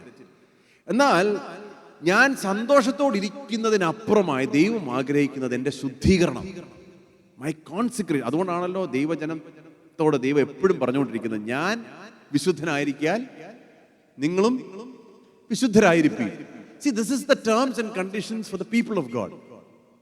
വിശുദ്ധിയുള്ള ദൈവത്തിന് നമ്മുടെ ആരാധന തുടങ്ങുന്നത് എങ്ങനെയാണെന്ന് നിങ്ങൾ ശ്രദ്ധിച്ചിട്ടുണ്ടോ? ഇന്നും നമ്മൾ പറഞ്ഞു നമ്മുടെ ആരാധന തുടങ്ങുന്നത് എങ്ങനെ തുടങ്ങുന്നത്? കർത്താവെ ഇതുവരെ നടത്തിയതിനായിട്ട് സ്തോത്രം പറഞ്ഞാണോ തുടങ്ങുന്നത്? അത് പറയുന്നതിൽ തെറ്റൊന്നുമില്ല. പക്ഷെ അങ്ങനെയാണോ തുടങ്ങുന്നത്? അങ്ങനല്ല തുടങ്ങുന്നത് എവിടാന്നറിയോ? ദൈവമേ നീ പരിശുദ്ധനാവുക. ഈ ദൈവത്തിന്റെ വിശുദ്ധി എത്ര ഭയങ്കരമാണെന്നറിയോ? പലപ്പോഴും ഇതൊന്നും നമുക്ക് മനസ്സിലാകാത്തതുകൊണ്ടാണ് നമ്മൾ ഈ ദൈവത്തിന് മുമ്പിൽ കുഞ്ഞു കളിക്കുന്നത്. മനസ്സിലായോ? അതിശയവും ഭയങ്കരനുമായ അവൻ വിശുദ്ധിയിൽ ഭയങ്കരനാ രേഖപ്പെടുത്തിയിരിക്കുന്നത്. യെശയ്യാവ് ഉയർന്നും പൊങ്ങിയും ഇരിക്കുന്ന സിംഹാസനത്തിൽ ദൈവത്തെ കണ്ടു കഴിഞ്ഞപ്പോൾ എന്താ പറഞ്ഞതെന്നറിയാമോ? അതുവരെ നിങ്ങൾ യെശയ്യാ പ്രവചനം ഒന്ന് വായിച്ചു നോക്കണം. 1 മുതൽ 5 വരെയുള്ള അധ്യായത്തിൽ യെശയ്യാവ് എല്ലാവരും നോക്കിയിട്ട് പറയാം, അയ്യോ നിങ്ങൾക്ക് അയ്യോ കഷ്ടം, സോർ ദേശമേ നിങ്ങൾക്ക് ചുറ്റും ഇങ്ങനെ നോക്കിയിട്ട് എല്ലാവരെയും കുറ്റം പറയും, നിങ്ങളെല്ലാം പോക്കാം, നിങ്ങളുടെ കാര്യം എല്ലാം പോക്കാം, നിങ്ങൾക്ക് അയ്യോ കഷ്ടം. 6-ാമത്തെ അധ്യായത്തിൽ ഉസ്സയ രാജാവ് മരിച്ച ആണ്ടിൽ യഹോവ ഉയർന്നും പൊങ്ങിയും ഇരിക്കുന്ന സിംഹാസനത്തിൽ കണ്ടു. അവന്റെ വിശുദ്ധിയോടെ കണ്ടു കഴിഞ്ഞപ്പോൾ എന്നാ പറഞ്ഞെന്നറിയാമോ? ഞാൻ യഹോവയെ കണ്ടിരിക്കുന്നു, എനിക്ക് അയ്യോ കഷ്ടം.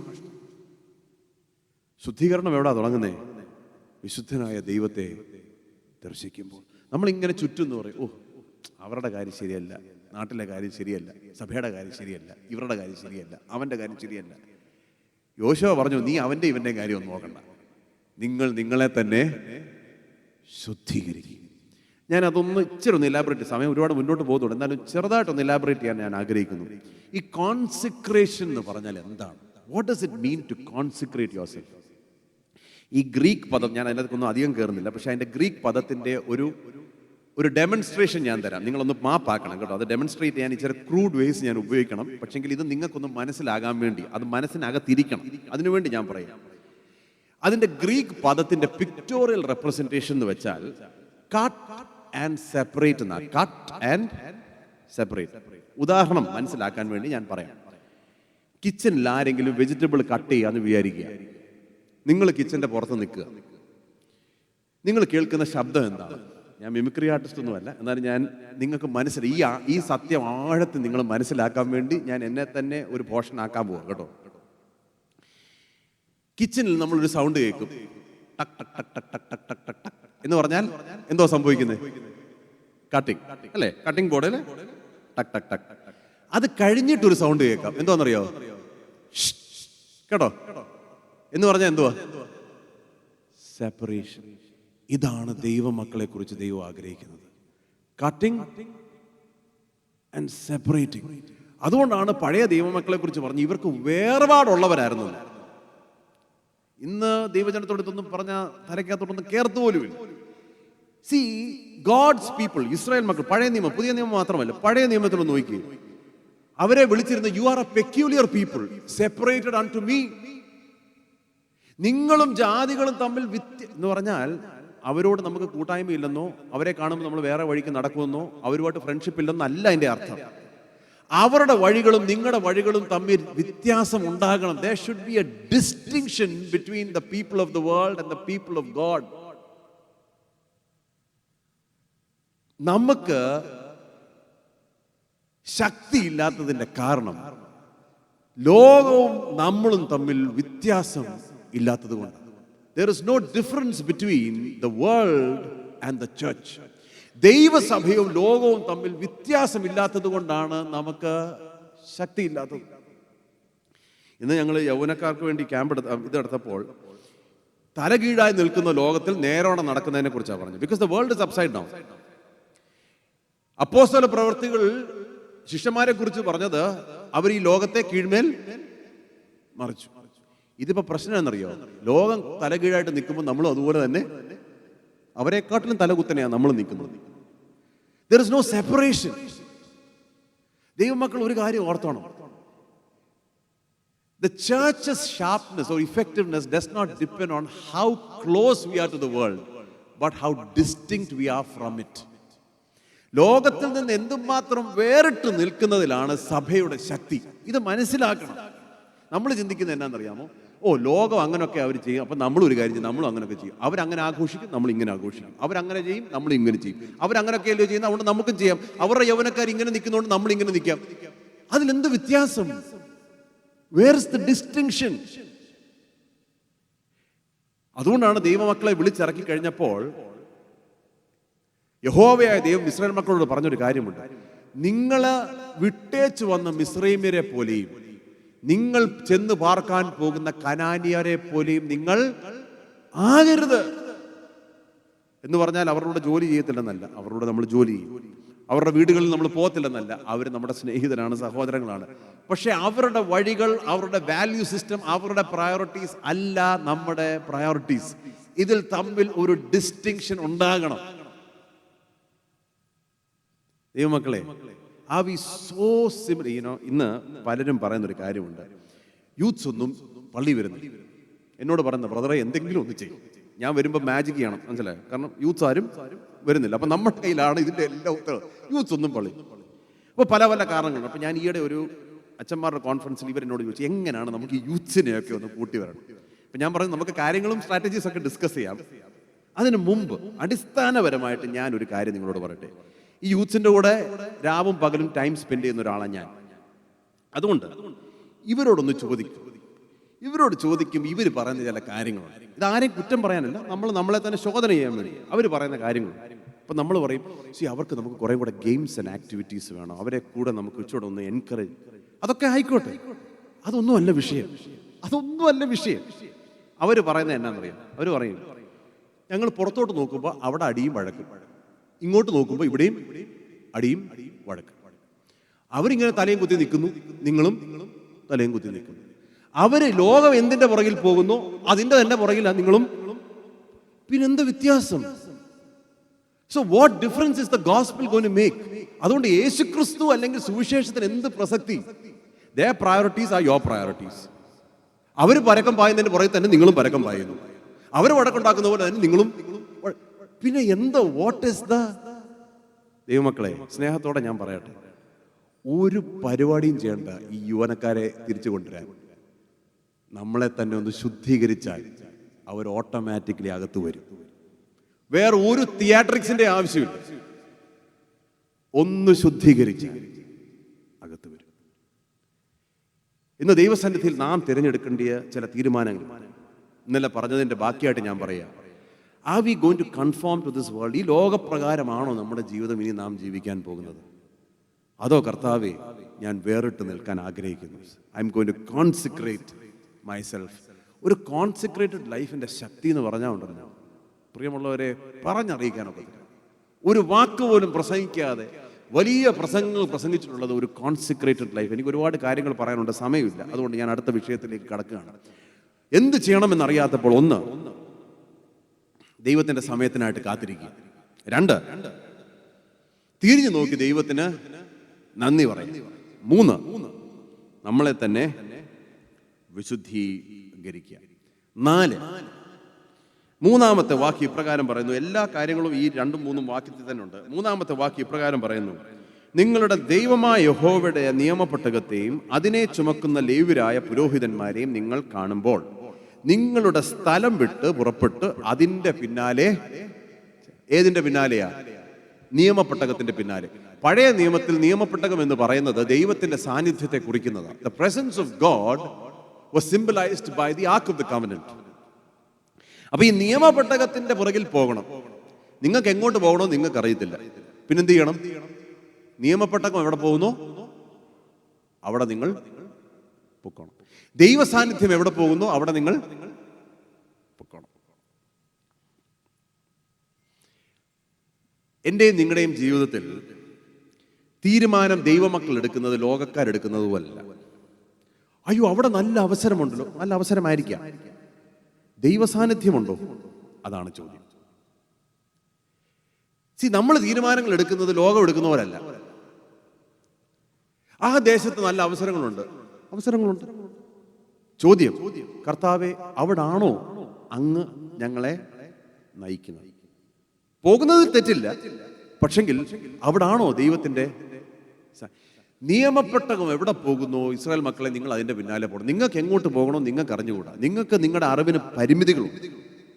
നിങ്ങൾ ആകെ കൂടെ ചെയ്യേണ്ടത് ദൈവസാന്നിധ്യം എവിടെ ഉണ്ടോ അതിൻ്റെ പിന്നാലെ പോകണം. ഇന്നൊരു കാര്യം തീരുമാനിച്ചാണ് ദൈവമക്കളെ, എൻ്റെ ജീവിതത്തിൻ്റെ ദിശയെ തീരുമാനിക്കുന്നത് ലോകത്തിൻ്റെ ഏറ്റവും വലിയ അവസരങ്ങളല്ല, ദൈവ സാന്നിധ്യമാണ് എൻ്റെ ദിശയെ തീരുമാനിക്കുന്നത്. ദൈവ സാന്നിധ്യമല്ലാതെ ഞാൻ മറ്റൊന്നിനെയും പിന്തുടരത്തില്ലെന്ന് തീരുമാനിക്കണം ദൈവമക്കൾ. ഏറ്റവും വിലയേറിയ കാര്യമാണ് ദൈവസാന്നിധ്യം. അതിനെ വിട്ടുള്ള അനുഗ്രഹങ്ങളൊന്നും നമുക്ക് വേണ്ട. അതുകൊണ്ടാണ് മോശയെ വിളിച്ചിട്ട് ദൈവം പറഞ്ഞു, ഞാൻ നിന്നെ വലിയ ജാതിയാക്കാൻ പോവാ, ഞാൻ നിന്നെ അനുഗ്രഹിക്കാൻ പോവാ, പാലും തേനും ഒഴുകുന്ന ദേശം ഞാൻ നിനക്ക് കാണിച്ചു തരും. നിങ്ങൾ വായിച്ചിട്ടുണ്ടല്ലോ പുറപ്പാട് പുസ്തകം 33. പാലും തേനും, കുവൈറ്റുകാർക്ക് ഏതാ പാലും തേനും ഒഴുകുന്ന ദേശം എനിക്ക് അറിഞ്ഞുകൂടാ. തിരുവല്ലക്കാർക്ക് എനിക്കറിയാം ഏതാ പാലും തേനും ഒഴുകുന്ന ദേശം. കുവൈറ്റുകാർക്ക് ഏതാണെന്ന് വെച്ചാൽ നിങ്ങൾ തീരുമാനിച്ചു. അപ്പോൾ നാളെ ദൈവം നിങ്ങളോട് പറയാ, നിങ്ങൾ ഇങ്ങനെ അപ്ലൈ ചെയ്തിരിക്കുകയല്ലേ പാലും തേനും ഒഴുകുന്ന ദേശത്തേക്ക്, നാളെ ഞാൻ നിങ്ങൾക്കത് അവകാശമായിട്ട് തരാൻ പോവാന്ന് പറഞ്ഞാൽ നിങ്ങൾ എന്ത് ചെയ്യും? ഒരിക്കലും സാക്ഷി പറയാത്ത ആൾ പോലും എഴുന്നേറ്റ് നിന്ന് സാക്ഷി പറയും. ദൈവം എനിക്ക് വേണ്ടി വാതിൽ തുറന്നു. അവിടം കൊണ്ട് ദൈവം നിർത്തുന്നില്ല, പറഞ്ഞു ഞാൻ ദൂതനെ നിനക്ക് മുമ്പായിട്ട് അതിൽ കൂടുതൽ എന്തെങ്കിലും വേണോ? പാലും തേനും ഒഴുകുന്ന ദേശത്തേക്ക് ഫ്രീ ആക്സസ്, പിന്നെ ദൂതൻ. ഈ പാക്കേജ് എന്തായാലും ആർക്കും കിട്ടത്തില്ല. ഇത് യുണീക്ക് പാക്കേജാണ്. ദൂതനുണ്ട്.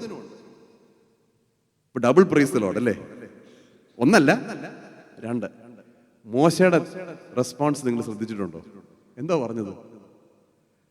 കർത്താവെ, തിരുസാന്നിധ്യം പോകുന്നില്ല എങ്കിൽ ഏറ്റവും നല്ല ദേശം കണ്ണിന് മുമ്പ് നിൽക്കുമ്പോ മോശ പറയാ, കർത്താവ് എനിക്ക് ദേശമൊന്നും വേണ്ട, നിന്റെ സാന്നിധ്യം പോകുന്നില്ല എങ്കിൽ അയക്കരുത്. ദൈവമക്കൾ വാല്യൂ ചെയ്യുന്നത് ദൈവത്തിന്റെ സാന്നിധ്യം. നിന്റെ സാന്നിധ്യം ഉണ്ടെങ്കിൽ പൊക്കോളാം, പാലും തേനും ഒഴുകുന്ന ദേശത്ത് പൊക്കോളാം, എവിടെ വേണേലും പൊക്കോളാം. പക്ഷെ അല്ലെങ്കിൽ വേണ്ട. എൻ്റെയും നിങ്ങളുടെയും ജീവിതത്തിന്റെ പ്രയോറിറ്റി ആയിരിക്കണം ദ പ്രസൻസ് ഓഫ് ഗോഡ്.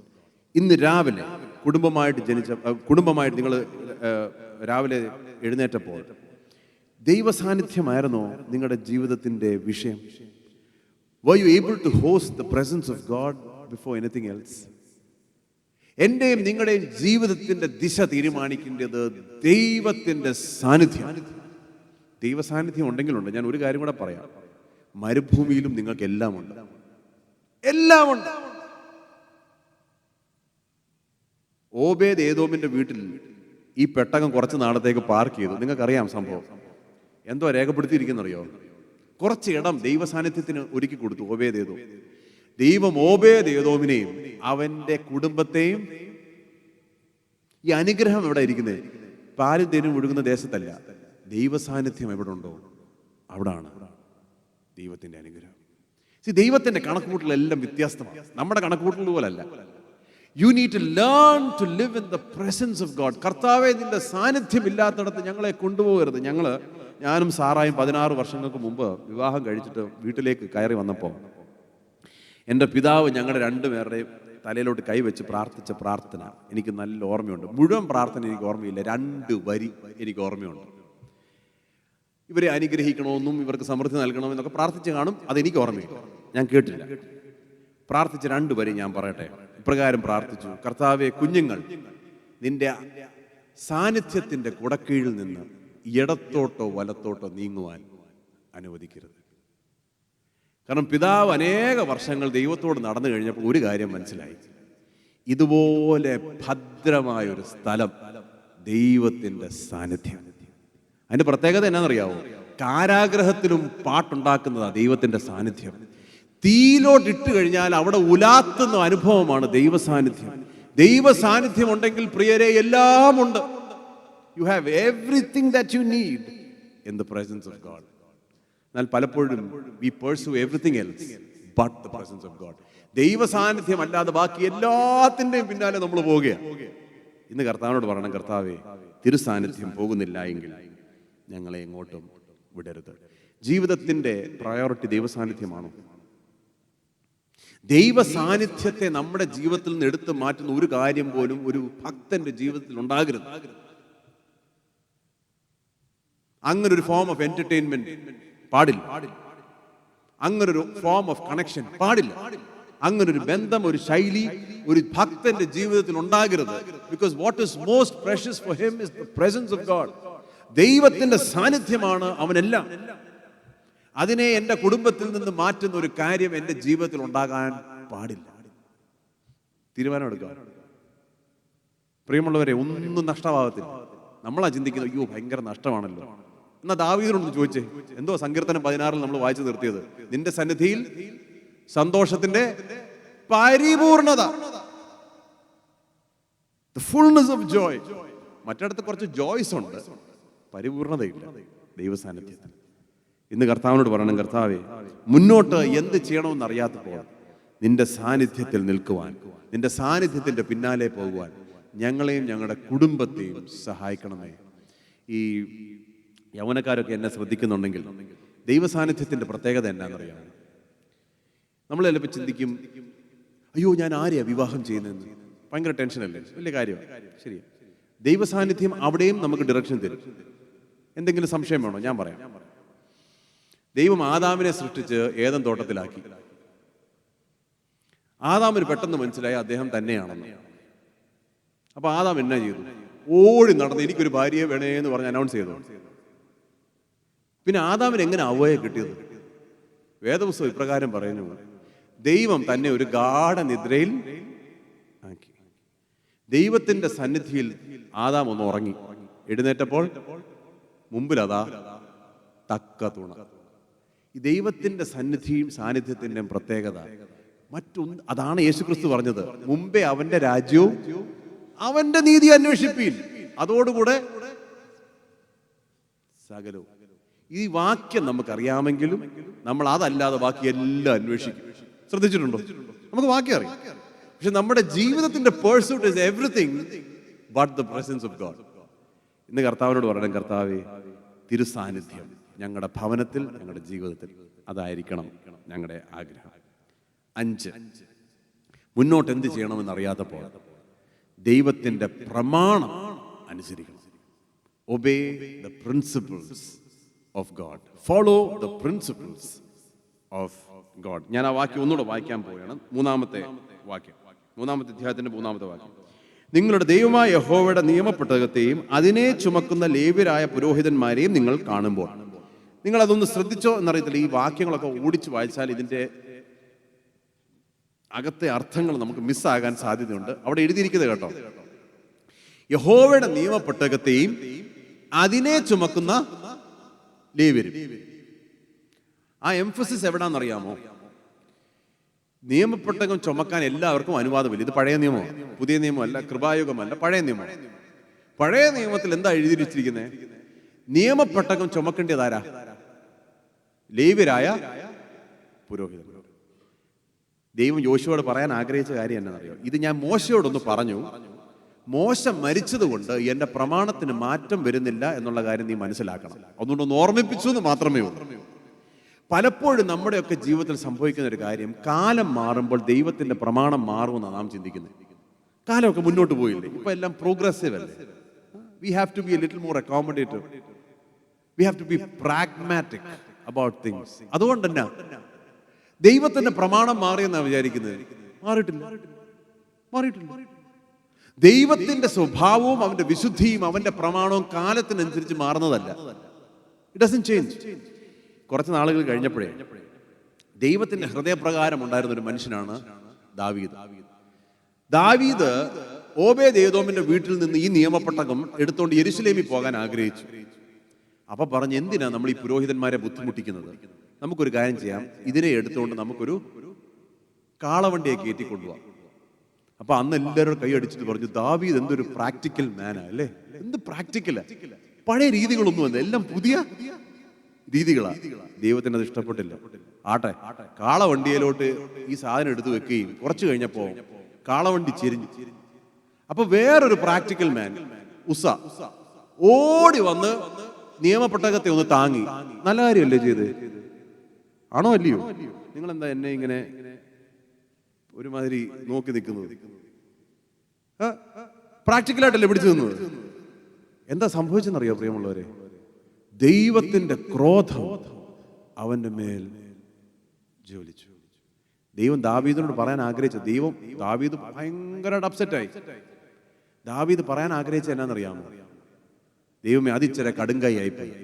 ദൈവം എന്താ പറയാൻ ആഗ്രഹിച്ചത്? ദാവീദേ, കാലം മാറിയ എത്ര വർഷം കഴിഞ്ഞാൽ എൻ്റെ പ്രമാണത്തിനൊരു മാറ്റവും ഇല്ല. ഞാൻ അന്ന് എന്തെങ്കിലും പറഞ്ഞിട്ടുണ്ടെങ്കിൽ അത് ഇന്നും നിനക്ക് പ്രസക്തിയുള്ളതാണ്. പ്രിയമുള്ളവരെ, നമ്മൾ ഈ കാലത്തിനൊത്ത് മാറുന്നവരാണോ അതോ പ്രമാണമനുസരിച്ച് ജീവിക്കുന്നവരാണോ? ഇന്ന് ഒരു പക്ഷെങ്കിൽ ഈ പുസ്തകത്തിന്റെ ഏറ്റവും വലിയ ശത്രു pragmatism, practicality. We have to be practical. യൗവനക്കാരൻ വന്നു, we have to be. See, God is not trying to debate and discuss with us. ദൈവത്തിന്റെ വചനത്തിന്റെ പ്രത്യേകത ഇത് ഡിബേറ്റ് ചെയ്യാനോ ചർച്ച ചെയ്യേണ്ട വിഷയമൊന്നുമല്ല, ഇത് അനുസരിക്കേണ്ട വിഷയമാണ്. കാലം എത്ര കഴിഞ്ഞാലും ഇതിന്റെ വള്ളിയും പുള്ളിയും. ഇന്ന് ആളുകൾ പലതും പറയും. ഇന്ന് ടി വി വന്ന് പറയുന്നത് നാളെ ആകുമ്പോൾ വേറെ എന്തെങ്കിലും പറയും, മറ്റന്നാളാകുമ്പോൾ വേറെ അഭിപ്രായം മാറ്റും. ആളുകൾ അഭിപ്രായം മാറ്റും, ഗവൺമെന്റ് അഭിപ്രായം മാറ്റും, നേതാക്കന്മാർ അഭിപ്രായം മാറ്റും. ഇതുവരെ യാതൊരു വ്യത്യാസവും വരാത്ത ഒരു പുസ്തകമാണ് എൻ്റെ കയ്യിലിരിക്കുന്നത്. ഈ പുസ്തകത്തിനനുസരിച്ച്, പ്രമാണമനുസരിച്ച് ജീവിക്കാൻ തയ്യാറാകണം ദൈവമക്കൾ. എന്റെ സൗകര്യം അനുസരിച്ച് ഇത് വളച്ചൊടിക്കാൻ എനിക്ക് അനുവാദമില്ല. I might like it, I might not. എനിക്കൊരു പക്ഷേ ഇത് പിടിച്ചെന്നിരിക്കും, അത് ഇഷ്ടപ്പെടലെന്നിരിക്കും, അത് secondary. My opinions don't matter, God's word does. ഇന്ന് എന്താ പറ്റിയിരിക്കുന്നത്? ഈ സാധനം എടുത്ത് പാർക്ക് ചെയ്ത് പിന്നെ നമ്മൾ ഇതിനെ എല്ലാം പ്രാക്ടിക്കലായിട്ട് ഡിസ്കസ് ചെയ്ത് ഇത് എങ്ങനെ മുന്നോട്ട് കൊണ്ടുപോകണമെന്ന് ഡിസ്കസ് ചെയ്തുകൊണ്ടിരിക്കും. ദൈവത്തിന്റെ മാറ്റമില്ലാത്ത വചനം ഇപ്രകാരം പറയുന്നു: പുല്ലുണങ്ങുന്നു, പൂ വാടുന്നു, ദൈവത്തിന്റെ വചനമോ എന്നേക്കും നിലനിൽക്കും. ആകാശവും ഭൂമിയും മാറിപ്പോകും, മാറാത്തതായിട്ടുള്ളത് ദൈവത്തിന്റെ വചനം ഒന്ന് മാത്രം. ഇന്ന് ദൈവമക്കൾ ഏറ്റെടുത്ത് പറയണം, ഈ പുസ്തകം ഇനി എത്ര കാലം കഴിഞ്ഞാലും. എൻ്റെ കയ്യിലുള്ള ഫോൺ ഇന്നലെ എനിക്കൊരു അപ്ഡേറ്റ് മെസ്സേജ് തന്നു, പുതിയ iOS-ലേക്ക് അപ്ഡേറ്റ് ചെയ്യണം. രാത്രി ചെയ്യണോ രാവിലെ ചെയ്യണോ എന്ന് പറഞ്ഞൊരു ഓപ്ഷൻ വന്നു. അപ്ഡേറ്റ് ചെയ്യണം. നിങ്ങൾ ലാപ്ടോപ്പ് തുറക്കുമ്പോൾ അതിന് അപ്ഡേഷൻ ആവശ്യമാണ്. നിങ്ങളുടെ കയ്യിലുള്ള എല്ലാ ടെക്നോളജിക്കൽ സാധനത്തിനും ഒരു ഫേംവെയർ അല്ലെങ്കിൽ ഒരു സാധനത്തിന് അപ്ഡേറ്റ് ആവശ്യമുണ്ട്. ഇനി ഒരു 1000 വർഷം കഴിഞ്ഞാലും അപ്ഡേറ്റ് വേണ്ടാത്തൊരു സാധനമാണ് എൻ്റെ കയ്യിൽ ഇരിക്കുന്നത്. അതിനോട് ആകെ കൂടെ ഞാൻ ചെയ്യേണ്ടത് കർത്താവേ ആമേ ഞാൻ അനുസരിക്കാൻ തയ്യാർ, അത്രമാത്രം. ദൈവമക്കൾ അതിനെപ്പോൾ ഒരുങ്ങുന്നോ അപ്പോൾ ദൈവം പ്രവർത്തിച്ചു തുടങ്ങും. ഇന്ന് now we are trying to twist the word of God for our convenience. ഇത് വളച്ചു ഒടിക്കാനും ഇത് തിരിക്കാനൊന്നും എനിക്കും നിങ്ങൾക്കും പെർമിഷൻ ഇല്ല. ഒരു പക്ഷെങ്കിൽ എനിക്ക് പ്രയാസമായിരിക്കും, അത് ശരി, പ്രയാസമാണ്. പക്ഷെങ്കിൽ ഇത് അനുസരിക്കുക എന്നുള്ളതാണ് എൻ്റെയും നിങ്ങളുടെയും ചുമതല. ഇന്ന് പ്രിയമുള്ള ദൈവമക്കളെ, ഞാൻ ചോദിച്ചോട്ടെ, എൻ്റെ സൗകര്യത്തിനനുസരിച്ച് ദൈവത്തിൻ്റെ വചനത്തെ വളയ്ക്കാൻ ഞാൻ ശ്രമിച്ചിട്ടുണ്ടെങ്കിൽ ഇന്ന് മടങ്ങിവരവ് ആവശ്യമാണ്. ഇന്ന് മടങ്ങിവരവ് ആവശ്യം. കർത്താവേ, ഇനിയും തെറ്റേതാണ് ശരി ഏതാണ് തീരുമാനിക്കുന്നത് എൻ്റെ അഭിപ്രായങ്ങളോ എൻ്റെ ചിന്തകളോ അല്ല, ദൈവത്തിൻ്റെ വചനം തീരുമാനിക്കും തെറ്റേതാണ് ശരി ഏതാണെന്ന്. നമ്മുടെ കുഞ്ഞുങ്ങൾ വന്ന് ചോദിക്കും, അപ്പാ ഇതാണോ ശരി അതാണോ ശരി? അപ്പോൾ പറയും, ദൈവത്തിന്റെ വചനം ഇപ്രകാരം പറയുന്നു മോനെ, ഇതാണ് ശരി.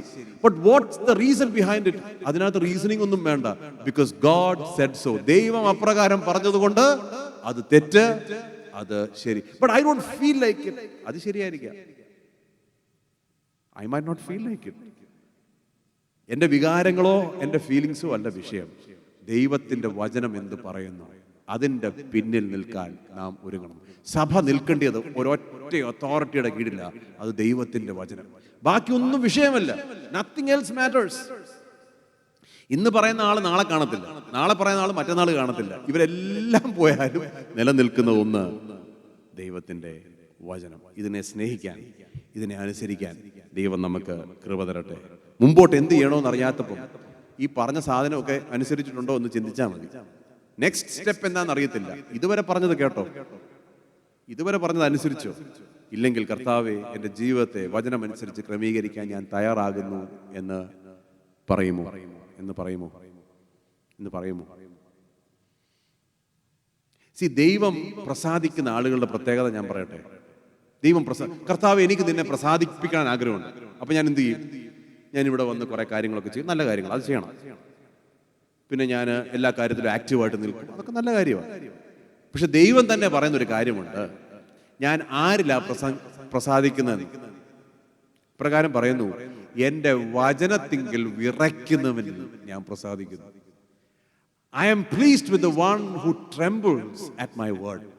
ദൈവവചനത്തിന്റെ മുമ്പിൽ ഒരു കാര്യമുണ്ട്, ദൈവവചനത്തിന്റെ മുമ്പിൽ വിറയ്ക്കുന്നവൻ ഒരു മനുഷ്യന്റെ മുമ്പിലും വിറയ്ക്കത്തില്ല. അറിയാമോ?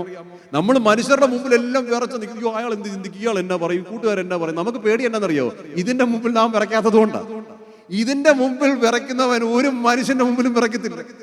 3 ബാലന്മാരെ എടുത്ത് തീയിലിടാൻ പറഞ്ഞു. അപ്പൊ അവര് പറഞ്ഞു, രാജാവേ, നീ പറഞ്ഞതൊക്കെ ശരിയാണ്, പക്ഷെ ഞങ്ങൾ ഒരുവനെ ഭയപ്പെടുന്നു. ശക്തി വേണമെങ്കിൽ ഇതായിരിക്കണം നമ്മുടെ ആധാരം. This is our authority. മുന്നോട്ട് എന്ത് ചെയ്യണമെന്ന് അറിയാത്തപ്പോൾ ദൈവത്തിന്റെ പ്രമാണത്തിൽ നിന്ന് ഇടത്തോട്ടോ വലത്തോട്ടോ, ദാവീദിനെ പോലെ, ഉസ്സയെ പോലെ എൻ്റെ സൗകര്യം അനുസരിച്ച് ദൈവത്തിന്റെ വചനത്തെ വളച്ചൊടിക്കുവാൻ ദൈവം അനുവാദം നൽകിയിട്ടില്ല. ഇനി കാലങ്ങൾ എത്ര കഴിഞ്ഞാലും ദൈവത്തിന്റെ വചനത്തിന്റെ ശക്തിയുടെ കീഴിൽ നാം നമ്മെ തന്നെ കീഴ്പ്പെടുത്തണം. എൻ്റെ സമയം ഒരുപാട് പോയി, അതുകൊണ്ട് ഞാൻ അങ്ങ് അവസാനിപ്പിക്കാം. എനിക്ക് ഒരുപാട് കാര്യങ്ങൾ പറയണമെന്നൊക്കെ ഉണ്ട്, പക്ഷെ ഞാൻ അവസാനിപ്പിക്കാൻ പോയി. ഇങ്ങനെ ദൈവത്തിന്റെ സമയത്തിന് വേണ്ടി കാത്തിരുന്നു, തിരിഞ്ഞു നോക്കി ദൈവത്തിന് നന്ദി പറഞ്ഞ് ദൈവത്തിന്റെ സാന്നിധ്യത്തിന്റെ പിന്നാലെ പോയ ജനം, ദൈവത്തിന്റെ പ്രമാണം അനുസരിച്ച് നടന്ന ജനം, തങ്ങളെ തന്നെ ശുദ്ധീകരിച്ച ജനം എങ്ങനെ അവസാനിച്ചെന്നറിയാം? എങ്ങനെ അവസാനിച്ചത്? അയ്യോ, എന്ത് ചെയ്യണമെന്ന് അറിയാതെ യോർദാന്റെ മുമ്പിൽ കരഞ്ഞ് നിലവിളിച്ച ജനം. 3-ാമത്തെ അധ്യായത്തിന്റെ അവസാനത്തെ വാക്യം ഇപ്രകാരം പറയുന്നു: യഹോവയുടെ നിയമപ്പെട്ടകം ചുമന്ന പുരോഹിതന്മാർ യോർദാന്റെ നടുവിൽ ഉണങ്ങിയ നിലത്ത് ഉറച്ചു നിന്നു. ഇസ്രായേൽ ജനമൊക്കെയും യോർദാൻ കടന്നു തീരുവോളം ഉണങ്ങിയ നിലത്ത് കൂടെ തന്നെ നടന്ന് പോയി. അവസാനിച്ചത് എങ്ങനെയാ? ഈ 20 ലക്ഷം ആളുകളും ഒരാള് പോലും ബാക്കി വെക്കാതെ ഉണങ്ങിയ നിലത്തൂടെ നടന്ന് അപ്പുറം കടന്നു. ഈ ദൈവത്തിന്റെ ഒരു പ്രത്യേകത ഞാൻ പറയാം. പാതി വഴി ഒരുത്തിനെ ഇട്ടേച്ച് പോകുന്ന പരിപാടി എൻ്റെ ദൈവത്തിനില്ല. എൻ്റെയും നിങ്ങളുടെയും ജീവിതത്തിൽ അവനൊരു വേല തുടങ്ങിയിട്ടുണ്ടെങ്കിൽ അത് മനോഹരമായി പരിപൂർണമായി അവൻ തികയ്ക്കും. സംശയമൊന്നും വേണ്ട. എന്നാൽ യോർദാന്റെ മുമ്പിൽ നിൽക്കുമ്പോൾ ഞാനും നിങ്ങളും ചെയ്യേണ്ട ചില കാര്യങ്ങളുണ്ട്. അത് ചെയ്യാൻ തയ്യാറാണെങ്കിൽ അത്ഭുതം എനിക്ക് വേണ്ടി കാത്തിരിക്കുക. എനിക്ക് ചെയ്യാൻ പറ്റത്തില്ല, എനിക്കൊന്നും ചെയ്യാൻ പറ്റത്തില്ല, പക്ഷെ എനിക്ക് ചെയ്യാവുന്ന കാര്യം കർത്താവിന്റെ സമയത്തിന് വേണ്ടി കാത്തിരിക്കുക, എന്നെ തന്നെ ശുദ്ധീകരിക്കുക, കർത്താവ് നടത്തിയ വഴികളെ ഓർത്ത് സ്തോത്രം ചെയ്യാം. കർത്താവിന്റെ സാന്നിധ്യമല്ലാതെ മറ്റൊന്നും വേണ്ട എന്ന് എനിക്ക് കർത്താവിനോട് പറയാം. അവന്റെ പ്രമാണം അനുസരിച്ച് നടക്കാം. അങ്ങനെയെങ്കിൽ അപ്പുറം കടക്കുമാറാക്കുന്ന ഒരു ദൈവം എനിക്കും നിങ്ങൾക്കും വേണ്ടി ജീവിക്കുന്നു. പ്രിയമുള്ളവരെ, ജയാളിയായി എന്നെയും നിങ്ങളെയും അപ്പുറത്തെത്തിക്കുന്ന ഒരു ദൈവം എനിക്കും നിങ്ങൾക്കും വേണ്ടി ജീവിക്കുന്നു. എന്നാൽ ഇന്ന് കടശി രാത്രിയായതുകൊണ്ട് അവസാനിപ്പിക്കുന്നതിന് മുമ്പ് ഒരു പ്രധാന വിഷയം പങ്കുവെച്ച് ഞാൻ അവസാനിപ്പിക്കാൻ ആഗ്രഹിക്കുന്നു. എല്ലാവരും കടന്നുപോയി, സന്തോഷം. എല്ലാവരും അപ്പുറം കടന്നു, കർത്താവ് വലിയ വേല ചെയ്തു, സന്തോഷം. എന്നാൽ നിങ്ങൾ ശ്രദ്ധിച്ചൊരു ഭാഗം, ഇവര് കടക്കുന്നത് വരെ പുരോഹിതന്മാർ നിയമപ്പെട്ടകവും എടുത്തോണ്ട് വരണ്ട നിലത്ത് ഉറച്ച് നിൽക്കണം. ഈ വിഷയമാണ് എൻ്റെ അവസാനത്തെ വിഷയം. ഇത് നിങ്ങൾ ശ്രദ്ധിച്ച് കേൾക്കണം. ശ്രദ്ധിച്ച് കേട്ട് കഴിയുമ്പോൾ ഞാൻ അവസാനിപ്പിക്കാം. ഇതാണ് പ്രധാന വിഷയം. ജനം അപ്പുറത്ത് കടക്കണമെങ്കിൽ പുരോഹിതൻ നിയമപ്പെട്ടകം എടുത്തോണ്ട്, പഴയ നിയമം, ദൈവസാന്നിധ്യം പെട്ടകത്തിനകത്ത്. അപ്പൊ എൻ്റെ കൂടെ ഒന്ന് നിങ്ങൾ ചിന്തിക്കണം കേട്ടോ, എൻ്റെ കൂടെ ഒന്ന് ചിന്തിക്കണം.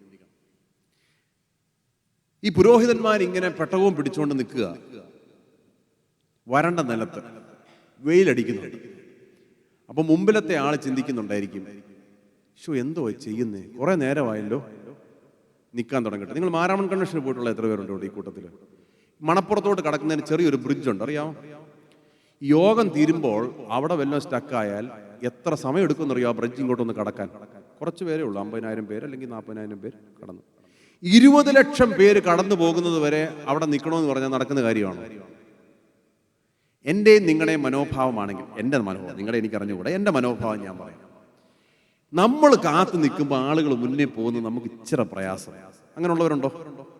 ഞാനൊരു ഉദാഹരണം പറയാം. തിരുവല്ലയിൽ ഞങ്ങൾ 8 വർഷം മുമ്പാണ് തിരുവല്ലയിലോട്ട് പോയത്. അപ്പോൾ അവിടെ റെസ്റ്റോറൻറ്റ് എന്ന് പറഞ്ഞൊരു റെസ്റ്റോറൻറ്റ് അപ്പോൾ നമ്മൾ ഈ ഇച്ചിരി ഷിവൽറിയ കാണിക്കണമെന്നൊക്കെ വിചാരിച്ച് ഞാൻ ആ ഡോറിൻ്റെ അവിടെ നിന്നപ്പോഴേ ആളുകളൊക്കെ വരുന്നു. അപ്പം ഞാനൊരു കാര്യം ചെയ്തു, ഞാൻ കയറുന്നതിൻ്റെ പകരം ആ ഡോറൊന്ന് തുറന്ന് അവർ കയറിക്കോട്ടെ എന്ന് വിചാരിച്ചു. അപ്പം നമ്മൾ ഇച്ചിരി ഒരു ജെന്റിൽമാൻ ആകാൻ തീരുമാനിച്ചത്.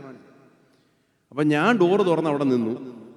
ആദ്യത്തെ പുള്ളി കടന്നു, രണ്ടാമത്തെ പുള്ളി കടന്നു, മൂന്നാമത്തെ പുള്ളി കടന്നു, പിന്നെ തിരുവല്ലയിലെ ദേശക്കാർ മുഴുവൻ അതുവഴി കടന്നു. ഞാൻ പോസ്റ്റായിട്ട് അവിടെ വാതിലൊക്കെ അന്ന് ഞാൻ തീരുമാനിച്ചു, ഇനി മേല തിരുവല്ലയിൽ ആർക്കും ഞാൻ ഡോറ് തുറക്കുന്ന കാരണം എന്നാ, നമുക്കൊന്നും നമ്മൾ കാത്തു നിൽക്കുമ്പോൾ വേറൊരാൾ പോകുന്നത് അല്ലേ നമ്മൾ ഒരാൾക്ക് വണ്ടി ഒന്ന് ഇച്ചിരി സ്പേസ് കൊടുത്തു. കോയിറ്റിലൊക്കെ ഇച്ചിരി ഡിസിപ്ലിൻ ആയിരിക്കും, എനിക്ക് അറിഞ്ഞുകൂടാ. നാട്ടിലാണെങ്കിൽ ഒരാൾക്ക് ഇച്ചിരി സ്പേസ് കൊടുത്തു, അത് കഴിയുമ്പോഴത്തേക്ക് ഒരു 100 കാറ് ഇതുപോലെ നമ്മളെ ബുദ്ധിമുട്ടിക്കുന്ന വേറൊരു കാര്യമില്ല. നോക്കിയേ, ഈ പുരോഹിതൻ ഇത് പിടിച്ചുകൊണ്ട് നിൽക്കുക, ഓരോരുത്തരായിട്ട് മുമ്പിൽ പോവുക. പുരോഹിതൻ ചിന്തിക്കുക, എൻ്റെ ദൈവമേ പണി കിട്ടിയെന്നാ തോന്നുന്നു. കാരണം പുള്ളിക്കോട്ട് പോകാനും ഒക്കത്തില്ല, സ്റ്റക്കാ. അപ്പൊ മുമ്പിൽ ഇരിക്കുന്ന പാർട്ടി പറയുക, തലവേദനിക്കുന്നു കേട്ടോ. മുമ്പിൽ ഇരിക്കുന്ന ആള് തലവേദനിക്കുന്നു. മറ്റയാൾ പറഞ്ഞു, കഴുത്ത് വേദനിക്കുന്നു, കുറെ നേരമായല്ലോ ഇതും പിടിച്ചോണ്ട് നിൽക്കുന്നു. മറ്റയാൾ പറഞ്ഞു, കാല് കഴിക്കുന്നു. അപ്പൊ അവർ തമ്മിൽ ഇങ്ങനെ സംസാരിച്ചുകൊണ്ടിരിക്കുക. ഇവരുടെ ഈ ദുഃഖം സന്തോഷമാകുന്ന എപ്പോഴാന്ന് ഞാൻ പറയട്ടെ. ഇങ്ങനെ നടന്ന് പോയി ചിലപ്പോൾ കൊച്ചു പിള്ളേരൊക്കെ ആയിരിക്കും ആദ്യം ഓടുന്നത്. അപ്പുറം കടന്ന ആദ്യത്തെ പുള്ളി കൈ ഇങ്ങനെ ഉയർത്തിട്ട് പറയും, ഹലോ ഞാനിങ്ങ് വന്നു കേട്ടോ. ഇത് കണ്ടു കഴിയുമ്പോൾ ഉണ്ടല്ലോ, ബാക്കിൽ നിൽക്കുന്ന പുരോഹിതൻ ഫ്രണ്ടിൽ നിൽക്കുന്ന പുരോഹിതനോട് പറയും, സഹോദരാ കുഴപ്പമില്ല, ഒരുത്തിനോട് അപ്പുറത്ത് കടന്നില്ലേ, ഒരുത്തിനൂടെ അപ്പുറം കടന്നില്ലേ. ഞാനൊരു വെല്ലുവിളി ആയിട്ട് ഇവിടെ നിർത്താൻ ആഗ്രഹിക്കുകയാണ്. ഈ പെട്ടകം ചുമക്കാൻ ദൈവത്തിന് കുറച്ച് പേരെ ആവശ്യമാണ്. വില കൊടുക്കണം. എളുപ്പമുള്ള കാര്യമൊന്നും, എളുപ്പമുള്ള കാര്യമേ അല്ല, ചിന്തിക്കുക പോലും വേണ്ട, അത് എളുപ്പമുള്ള കാര്യമാണ്. പക്ഷെ വില കൊടുത്തുകൊണ്ട് പെട്ടകം ചുമക്കാൻ ദൈവത്തിന് ആരെങ്കിലും കിട്ടിയാൽ, അത് കൊടുക്കാൻ നിങ്ങൾ തയ്യാറാണെങ്കിൽ, അനേകരപ്പുറം കടന്ന് കാണാനുള്ള ഭാഗ്യം ദൈവം എനിക്ക് നിങ്ങൾക്ക് തരും. നമ്മൾ എപ്പോഴും കേൾക്കും കൺവെൻഷൻ, ഓരോ മാർത്തോമക്കാരനും എത്ര പേര് കടന്നപ്പുറത്ത് നമ്മൾ കാരണം. ചോദിക്കട്ടെ, ബുദ്ധിമുട്ടുള്ള ചോദ്യം എനിക്കറിയാം. ഞാനൊരു മാർത്തോമക്കാരനെ എനിക്ക് ചോദിക്കാം എൻ്റെ സഭയോട്, ഞാൻ വേറെ ആരോടും ചോദിക്കുന്നു. എത്ര പേര് കടന്നപ്പുറത്ത് നമ്മൾ കാരണം? എത്ര പേര് പെട്ടകം ചുമക്കണം. പെട്ടകം ചുമന്നാൽ അപ്പുറത്ത് കടക്കുന്ന കാണാൻ ഭാഗ്യം ലഭിക്കും. പ്രിയമുള്ളവരെ, ജീവിതത്തിന്റെ ഏറ്റവും വലിയ ഭാഗ്യം ഒരാൾ അപ്പുറത്ത് കടന്ന് കാണാനുള്ള ഭാഗ്യം. ഇതുപോലെ മഹൽ ഭാഗ്യം അന്നൊരിക്കൽ ക്രിസ്തുവിന്റെ മുമ്പിൽ നിൽക്കുമ്പോൾ പാട്ടുകാരൻ പാടിയ പോലെ, വെറും കൈയായി ഞാൻ ചെല്ലുമോ രക്ഷകൻ മുമ്പിൽ നിൽപ്പാൻ, ഒരു ദേഹി പോലും ഇല്ലാതെ എങ്ങനെ വണങ്ങും ഞാൻ. വെറും കൈയായി ഞാൻ ചെല്ലുമോ? എന്നാൽ ഇന്ന് കണ്ണീരോടെ വിതച്ചാൽ ആർപ്പോടെ കൊയ്യുന്ന ദിവസം വരുന്നുണ്ട്. പ്രിയമുള്ളവരെ, ഒരുപക്ഷെ നമ്മുടെയൊക്കെ ജീവിതത്തിൻ്റെ പല മേഖലകളിൽ നമ്മൾ വിട്ടുപോകുന്നൊരു കാര്യമാണ്. എന്താണെന്നറിയാമോ? നമ്മുടെ ജീവിതത്തിൻ്റെ ക്ഷണികത, the shortness of our life. നമ്മൾ ഒരുപാട് കാര്യങ്ങളുടെ പുറകിൽ പോകും. അത് പോകേണ്ട ആവശ്യമാണ്. നമുക്ക് കുടുംബം നയിക്കേണ്ട ആവശ്യമുണ്ട്, നമുക്ക് ജോലിക്ക് പോകേണ്ട കാര്യം ആവശ്യമുണ്ട്, നമുക്ക് പണം ഉണ്ടാക്കേണ്ടത് ആവശ്യമുണ്ട്, കെട്ടിടങ്ങൾ പണിയുന്നതിൻ്റെ ആവശ്യമുണ്ട്, വണ്ടികൾ വാങ്ങിക്കേണ്ട, ഇതെല്ലാം ദൈവം നമുക്ക് തന്നിട്ടുള്ള കാര്യങ്ങളും ഇതെല്ലാം ആവശ്യമായിട്ടുള്ള കാര്യം. ഇതൊന്നും അനാവശ്യമല്ല, ഓൾ നീഡഡ്. പക്ഷെങ്കിൽ ഇതിൻ്റെ പിന്നിൽ ഒരു ചിന്ത എപ്പോഴും ഉണ്ടായിരിക്കണം. എന്താണെന്ന് അറിയാമോ? നമ്മൾ ഈ കാണുന്ന സകല നല്ല കാര്യങ്ങൾ, നല്ലതല്ല പറഞ്ഞ ഗുഡ് തിങ്സ്, ഒരു ദിവസം നശിക്കും എന്ന് പറഞ്ഞത് വേണ്ടെന്നല്ല, അത് വേണം. പക്ഷെ അത് നശിക്കുന്നത് ഈ കെട്ടിടം ഇത്രയും വർഷമായി നല്ല കെട്ടിടം, ഈ സാധനം ഒരു ദിവസം കാണത്തില്ല. നാം ഈ കാണുന്ന ലോകവും ഇതിൻ്റെ എല്ലാ കാര്യങ്ങളും നല്ല കാര്യങ്ങളാണ്, നമുക്ക് ആവശ്യമായിട്ടുള്ള കാര്യങ്ങളാണ്.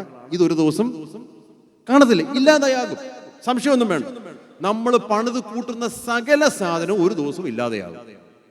ലൈക്ക് ഇറ്റ് ഓർ നോട്ട്, ഈ ശരീരം ഉൾപ്പെടെ ഈ സാധനം ദ്രവിച്ച് മണ്ണിൻ്റെ അടിയിൽ പോകും. എന്ന് പറഞ്ഞ് ശരീരത്തെ സൂക്ഷിക്കരുതെന്നല്ല, സൂക്ഷിക്കണം. രണ്ട് കാര്യങ്ങളെ നിത്യതയിൽ നിലനിൽക്കുന്നു. രണ്ട് കാര്യങ്ങൾ. ഒന്ന്, ദ വേർഡ് ഓഫ് ഗോഡ്. രണ്ട്, ദ സോൾസ് ഓഫ് മെൻ. ദൈവത്തിന്റെ വചനവും മനുഷ്യന്റെ ആത്മാവും നിലനിൽക്കുന്ന ഈ രണ്ട് കാര്യങ്ങൾ. ചോദ്യം, വേർ ഇസ് യുവർ ഇൻവെസ്റ്റ്മെന്റ്? എവിടാ ഇൻവെസ്റ്റ്മെന്റ്? ഈ ജീവിതത്തിന്റെ ക്ഷണികത ഒന്ന് ചിന്തിക്കണം പ്രിയമുള്ളവരെ, ചിന്തിക്കണം. നമ്മൾ ചിന്തിക്കും നമ്മളിങ്ങനെ അങ്ങ് ഒന്നുമില്ല, എല്ലാം തീരും. ഉള്ള കാലത്തൊക്കെ എൻജോയ് ചെയ്ത് അതിനൊന്നും തെറ്റില്ല. കർത്താവിന് ഈ നല്ല കാര്യങ്ങളോടോ ദൈവം തരുന്ന അനുഗ്രഹങ്ങളോടോ ഒന്നും എതിരൊന്നുമില്ല. ഇതെല്ലാം ദൈവം നമുക്ക് വേണ്ടി തന്നിരിക്കുന്നത്. നമ്മൾ ഇവിടെ ആരാധിക്കുമ്പോൾ നല്ല കെട്ടിടം വേണം, ബിൽഡിംഗ് വേണം, താമസിക്കാൻ നല്ല സാഹചര്യങ്ങൾ വേണം, ഇതെല്ലാം വേണം. ഇതൊന്നും ദൈവം എതിരല്ല. പക്ഷെ നിലനിൽക്കുന്ന എന്താണെന്നുള്ളത് എപ്പോഴും മനസ്സിന്റെ പുറകിൽ ഉണ്ടാകണം. എന്താണെന്നറിയാമോ? ദൈവത്തിന്റെ വചനവും മനുഷ്യരുടെ ആത്മാവ്. ചോദിക്കട്ടെ, പെട്ടകം ചുമക്കാൻ എത്ര പേര് തയ്യാറായ? അതാണ് ചോദ്യം. ഞാൻ കാരണം കർത്താവേ ഒരാളോട് അപ്പുറത്ത് കടന്നു കാണാൻ എനിക്ക് ആഗ്രഹമുണ്ടെന്ന് പറയുന്ന എത്ര ദൈവമക്കളുണ്ട്? കർത്താവേ ഞാൻ കാരണം, ഞാൻ ആ പെട്ടകം ചുമന്നുകൊണ്ട് അവിടെ നിന്നതുകൊണ്ട് കർത്താവെ ഒരാളോട് അപ്പുറത്ത് കടന്നു കാണാൻ ഭാഗ്യം. എൻ്റെ ജീവിതത്തിൽ ദൈവം ഭൗതികമായ ഒരുപാട് അനുഗ്രഹങ്ങൾ എനിക്ക് നൽകിയിട്ടുണ്ട്. എന്നാൽ ഉള്ളതുപോലെ ഇപ്പം ഞാൻ പറഞ്ഞ എൻ്റെ ഏറ്റവും വലിയ ഭാഗ്യം എന്നാണെന്നറിയോ? ഞാൻ ചിലപ്പോൾ ക്ഷീണിച്ച്, മീറ്റിംഗ് ഒക്കെ കഴിഞ്ഞ് ക്ഷീണിച്ച് തളർന്ന അവശനായി ഒക്കെ നിൽക്കുമ്പോൾ എവിടെയെങ്കിലും ഒരു ചെറുപ്പക്കാരൻ വന്നിട്ട് പറയും, അച്ഛാ എന്നെ ഓർക്കുന്നുണ്ടോ? ഞാൻ പറയും എനിക്ക് ഓർമ്മയില്ല. ഞാൻ ഈയിടെ ബാംഗ്ലൂർ പ്രിംറോസിൽ 9 സെഷൻ യൂത്തിന് വേണ്ടി എടുത്തിട്ട് ക്ഷീണിച്ച് തലവേദനയൊക്കെ എടുത്ത് ഇങ്ങനെ സൈഡിൽ ഇരിക്കുക. ഒരു ചെറുപ്പക്കാരൻ എൻ്റെ അടുത്ത് വന്നിട്ട് പറഞ്ഞു, അച്ഛാ എന്നെ ഓർമ്മയുണ്ടോ? ഞാൻ പറഞ്ഞു എനിക്ക് ഓർമ്മയില്ല. എൻ്റെ പേര് ഇന്നതാ. അച്ഛാൻ ഒരു സമയത്ത് ഓർക്കുന്നുണ്ടോ ഞങ്ങളുടെ അവിടെ വന്ന് സുവിശേഷം പറഞ്ഞു? ഞാൻ പറഞ്ഞു എനിക്ക് ഓർമ്മയുണ്ട്, പക്ഷേ എങ്കിൽ കാര്യമായിട്ടൊന്നും ഓർമ്മയില്ല. പറഞ്ഞു അന്ന് ഞാൻ എൻ്റെ ഹൃദയം ക്രിസ്തുവിന് കൊടുത്തതാണ്. ഇന്ന് മിഷണറി ആകാൻ ഞാൻ ആഗ്രഹിക്കുന്നു. ഇങ്ങനെ ഓരോ ചെറുപ്പക്കാർ വന്ന് പറയുമ്പോൾ പ്രിയമുള്ളവരെ, ഈ ലോകം മുഴുവൻ നേടുന്നതിനേക്കാൾ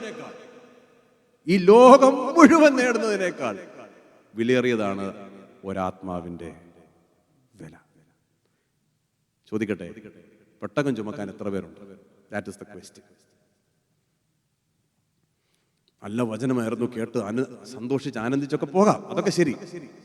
പെട്ടകം ചുമക്കാൻ എത്ര പേര് തയ്യാർ? ഇന്ന് കർത്താവിനോട് പറയാമോ, കർത്താവേ എന്നെ ആക്കി വെച്ചിരിക്കുന്ന സ്ഥാനത്ത് ഏത് വില കൊടുത്തു ഞാൻ ആ പെട്ടകത്തെ ചുമക്കും എന്ന് പറയുന്ന എത്ര ദൈവമക്കളുണ്ടെന്ന്. കർത്താവെ എന്നെ ആക്കി വെച്ചിരിക്കുന്ന സ്കൂളിൽ, കോളേജിൽ, ക്യാമ്പസിൽ, ജോലി സ്ഥലത്ത്, എൻ്റെ കുടുംബത്തിൽ നിന്റെ പെട്ടകം ചുമക്കാൻ ഞാൻ ആഗ്രഹിക്കുന്നു. അസാധാരണമായ രീതിയിൽ ദൈവം എനിക്കും നിങ്ങൾക്കും വേണ്ടി പ്രവർത്തിക്കും. അവൻ്റെ വഴിയിൽ നടന്നാൽ ചെയ്യും. ചോദിക്കുന്ന ചോദ്യം അതല്ല, ഒരാളൂടെ നമ്മൾ കാരണം കടക്കുവോ എന്നുള്ളതാണ് ചോദ്യം. യോഹന്നാൻ 3:16 കഴിഞ്ഞാൽ ഏറ്റവും ഇമ്പോർട്ടൻറ്റ് വേഴ്സ് എന്ന് പറയുന്ന മാത്യു 28:19 ആണ്, അല്ലേ? നിങ്ങളോ ഭൂമിയുടെ അറ്റത്തോളം പോയി. അത് ഓപ്ഷനായിട്ട് തന്നല്ല. ഓക്കെ, നിങ്ങൾ എൻ്റെ ശിഷ്യന്മാരെങ്കിൽ കുറച്ച് ശിഷ്യന്മാർക്കുള്ള ഒരു പ്രത്യേക വിളി ഒന്നുമല്ല. ക്രിസ്തുവിനെ പിൻപറ്റാൻ തീരുമാനിച്ച എല്ലാവരുടെ മേലുള്ള വിളിയാണ്, നിങ്ങൾ ഭൂമിയുടെ അറ്റത്തോളം പോയി എൻ്റെ സാക്ഷികളാണ്. ചോദിക്കട്ടെ, ആ command, are you obedient to that command? Are you obedient to that command? ഇല്ലെങ്കിൽ ഇന്ന് തീരുമാനം എടുക്കേണ്ട ദിവസം, കർത്താവേ അങ്ങയ്ക്ക് വേണ്ടി ഏത് വില കൊടുത്തു ഞാൻ പെട്ടകം ചുമക്കും. പെട്ടകം ചുമന്നാൽ മതി, കർത്താവ് അങ്ങ് ആളുകളെ എത്തിച്ചോളും. അതിനെക്കുറിച്ചൊന്നും നിങ്ങൾ വിഷമിക്കേണ്ട, അത് ദൈവത്തിൻ്റെ വേലയാണ്. ഈ പെട്ടകം ചുമക്കണം. ഇന്ന് കർത്താവിൻ്റെ സന്നിധിയിൽ നമ്മളെ തന്നെ ഒന്ന് ശോധന ചെയ്ത് നമ്മളെ തന്നെ സമർപ്പിക്കുന്ന രാത്രിയാണ്. പ്രസംഗം കേട്ടു പോകാനല്ല, സമർപ്പിക്കുന്ന രാത്രി. കർത്താവിനോട് പറഞ്ഞു, കർത്താവേ ഞാൻ നിന്റെ സമയത്തിന് വേണ്ടി കാത്തിരിക്കുക. ധൃതിയൊക്കെ വെച്ചിട്ടുണ്ട്, ക്ഷമിക്കണം. ഞാൻ എന്നെ തന്നെ ശുദ്ധീകരിക്കുന്നു. കർത്താവ് ചില കാര്യങ്ങളൊക്കെ എൻ്റെ ജീവിതത്തിൽ നിന്ന് വെട്ടി മാറ്റേണ്ട സമയം പണ്ടേ കഴിഞ്ഞു. ഞാൻ ഇന്ന് രാത്രി വെട്ടി മാറ്റുകയാണ്. ഇനി അതില്ല എൻ്റെ ജീവിതത്തിൽ, എനിക്ക് വേണ്ട. കർത്താവേ ഞാൻ നിന്റെ പ്രമാണം അനുസരിച്ച് ജീവിക്കാൻ ആഗ്രഹിക്കുന്നു. പ്രമാണം നിന്റെ വചനത്തിൽ. എനിക്ക് തോന്നുന്നത് പോലെ ഇത് വളച്ചു ചുരുട്ടി എൻ്റെ സൗകര്യം അനുസരിച്ച് ഉപയോഗിക്കേണ്ടതല്ല പുസ്തകം. എൻ്റെ ജീവിതത്തെ ഇതിനനുസരിച്ച് ക്രമീകരിക്കാനാണ്, അല്ലാതെ വചനം എൻ്റെ സൗകര്യം അനുസരിച്ച് ക്രമീകരിക്കാനല്ല. നിന്റെ സാന്നിധ്യം കർത്താവെ, അതാണ് എൻ്റെ ജീവിതത്തിൻ്റെ ഏക ലക്ഷ്യം. I want to be in your presence. നമ്മുടെ കുടുംബത്തിൻ്റെ ലക്ഷ്യം അതായിരിക്കണം. ദൈവ സാന്നിധ്യം കൊണ്ട് നിറയപ്പെട്ട കുടുംബങ്ങളായിരിക്കണം നമ്മുടെ കുടുംബങ്ങൾ. നമുക്ക് വേറൊന്നും വേണ്ട. That's all we need, the presence of God. അവസാനം ഞാൻ പറഞ്ഞോട്ടെ, പെട്ടകം ചുമക്കാൻ തയ്യാറാണോ? പെട്ടകം ചുമക്കാൻ തയ്യാറാണെങ്കിൽ അനേകരപ്പുറത്ത് കടന്ന് കാണാനുള്ള ഭാഗ്യം എനിക്കും നിങ്ങൾക്കും ഉണ്ടാകും. വെറും കൈയായ ആരും ദൈവസന്നിധിയിൽ നിൽക്കേണ്ട കാര്യമില്ല. കറ്റകൾ ചുമന്നുകൊണ്ട് പോകാനുള്ള അവസരം എനിക്കും നിങ്ങൾക്കും ദൈവം തരും. പക്ഷെങ്കിൽ പെട്ടകം ചുമക്കുവാൻ ദൈവം ആളുകളെ ക്ഷണിക്കുന്നു. കണ്ണുകളെ അടയ്ക്കാം, നമുക്ക് പ്രാർത്ഥിക്കാം. ഇന്ന് സമർപ്പണത്തിൻ്റെ ദിവസമാണല്ലോ. സമർപ്പണ രാത്രിയിൽ കർത്താവിനോട് പറയണം, കർത്താവേ മുഴുവനായി വരികയാണ്. ഭാഗികമായിട്ടല്ല, മുഴുവനായി വരിക. Completely surrender. കർത്താവേ, കുറച്ച് ഞങ്ങൾക്കും ബാക്കി നിനക്കുമെല്ലാം മുഴുവനായി നിന്റെ കയ്യിൽ ഞങ്ങൾ ഏൽപ്പിക്കുന്നു. കർത്താവെ, പലപ്പോഴും ഞങ്ങൾ സ്വാർത്ഥരായിട്ടുണ്ട്. ഞങ്ങളുടെ ജീവിതം ഞങ്ങളുടെ ടേംസിൽ ജീവിക്കാൻ ഞങ്ങൾ ആഗ്രഹിച്ചിട്ടുണ്ട്. ക്ഷമിക്കണേ കർത്താവെ. ഇന്ന് നിന്റെ സമയത്തിന് വേണ്ടി കാത്തിരിക്കുക. ഒരുപക്ഷെ ദൈവത്തിൻ്റെ സമയത്തിന് വേണ്ടി ആരെങ്കിലും ഒക്കെ കാത്തിരിക്കുന്നുണ്ടെങ്കിൽ കർത്താവ് പറയാൻ ആഗ്രഹിക്കുന്നു, തക്ക സമയത്ത്, അറ്റ് ദ റൈറ്റ് ടൈം കർത്താവ് എനിക്കും നിങ്ങൾക്കും വേണ്ടി അത്ഭുതം ചെയ്തു. സംശയിക്കണ്ട. തക്ക സമയത്ത് ധൃതി വെക്കരുത്, എടുത്ത് ചാടരുത്. ദൈവത്തിൻ്റെ സമയത്തിനായിട്ട് കാത്തിരിക്കുക. അങ്ങനെയെങ്കിൽ ഇന്ന് കർത്താവിന് നമ്മളോട് പറയാനുള്ളത്, നിങ്ങൾ തിരിഞ്ഞു നോക്കി നന്ദി പറ. ഇന്ന് നന്ദി പറയുന്ന ഒരു രാത്രിയായി മാറട്ടെ. കർത്താവേ, ഞങ്ങൾ 5 വർഷം മുമ്പ് 10 വർഷം മുമ്പ് ഞങ്ങൾ ഇവിടെ വന്നു. അങ്ങാണ് കർത്താവെ ഞങ്ങളെ നടത്തിയത്. സ്തോത്രമപ്പ. ഞങ്ങളുടെ ബുദ്ധിമുട്ടുള്ള സമയത്ത് അങ്ങ് ഞങ്ങളെ നിർത്തിയല്ലോ. സ്തോത്രമപ്പ. തകർന്നു പോകും എന്ന് വിചാരിച്ച നാളുകളിൽ കർത്താവെ അങ്ങാണല്ലോ ഞങ്ങളെ പിടിച്ചു നിർത്തിയത്. സ്തോത്രമപ്പ. ഞങ്ങളുടെ ശരീരം ക്ഷീണിച്ചു പോകുമെന്ന് ഞങ്ങൾ വിചാരിച്ച സമയത്ത് യഹോവ റാഫായി ഞങ്ങളുടെ ജീവിതത്തിൽ ഞങ്ങൾക്ക് സൗഖ്യം നൽകിയ ദൈവമേ, ഞങ്ങൾ അങ്ങേക്ക് സ്തോത്രം ചെയ്യുന്ന കർത്താവേ. ഞങ്ങളുടെ ജീവിതത്തിൽ പ്രയാസമേറിയ അനുഭവങ്ങളിൽ കർത്താവെ, ഞങ്ങൾക്ക് ഞങ്ങളുടെ പണമില്ലാഞ്ഞ സമയത്ത് ഞങ്ങളുടെ ആവശ്യങ്ങളിൽ യഹോവ ഈരയായി അങ്ങ് ആകാശത്തിന്റെ കിളിവാതിലുകളെ തുറന്ന് ഞങ്ങൾക്ക് അനുഗ്രഹം നൽകിയോണ്ട് ഞങ്ങൾ ഇന്ന് രാത്രി അങ്ങേക്ക് സ്തോത്രം ചെയ്യുന്ന കർത്താവേ. സ്തോത്രത്തിന്റെ യാഗം ഇന്ന് രാത്രി ഇവിടുന്ന് ഉയരട്ടെ കർത്താവേ. സ്തോത്രം, സ്തോത്രം, സ്തോത്രം. നന്ദിയല്ലാതെ ഒന്നുമില്ല പറയാൻ കർത്താവേ. പരാതി പറഞ്ഞതിനൊക്കെ ക്ഷമിക്കണേ അപ്പ. പരാതി പറഞ്ഞതിനൊക്കെ ക്ഷമിക്കണമേ. സ്തോത്രം ഞങ്ങൾ ഇന്ന് ഉയർത്തുകയാണ്. സ്തോത്രം കർത്താവേ. അത് മാത്രമല്ല കർത്താവേ, അങ്ങയുടെ സാന്നിധ്യം അത് മാത്രം മതി ഞങ്ങൾക്ക്. മറ്റൊന്നും വേണ്ടപ്പ. അങ്ങയുടെ സാന്നിധ്യം മാത്രം. വേറെ എന്തൊക്കെയോ ഞങ്ങൾ അതിൻ്റെയൊക്കെ പുറകിൽ പോയി. ഇന്ന് ക്ഷമിക്കണമേ കർത്താവേ. നിന്റെ സാന്നിധ്യം ഉണ്ടെങ്കിൽ അത് മതിയല്ലോ.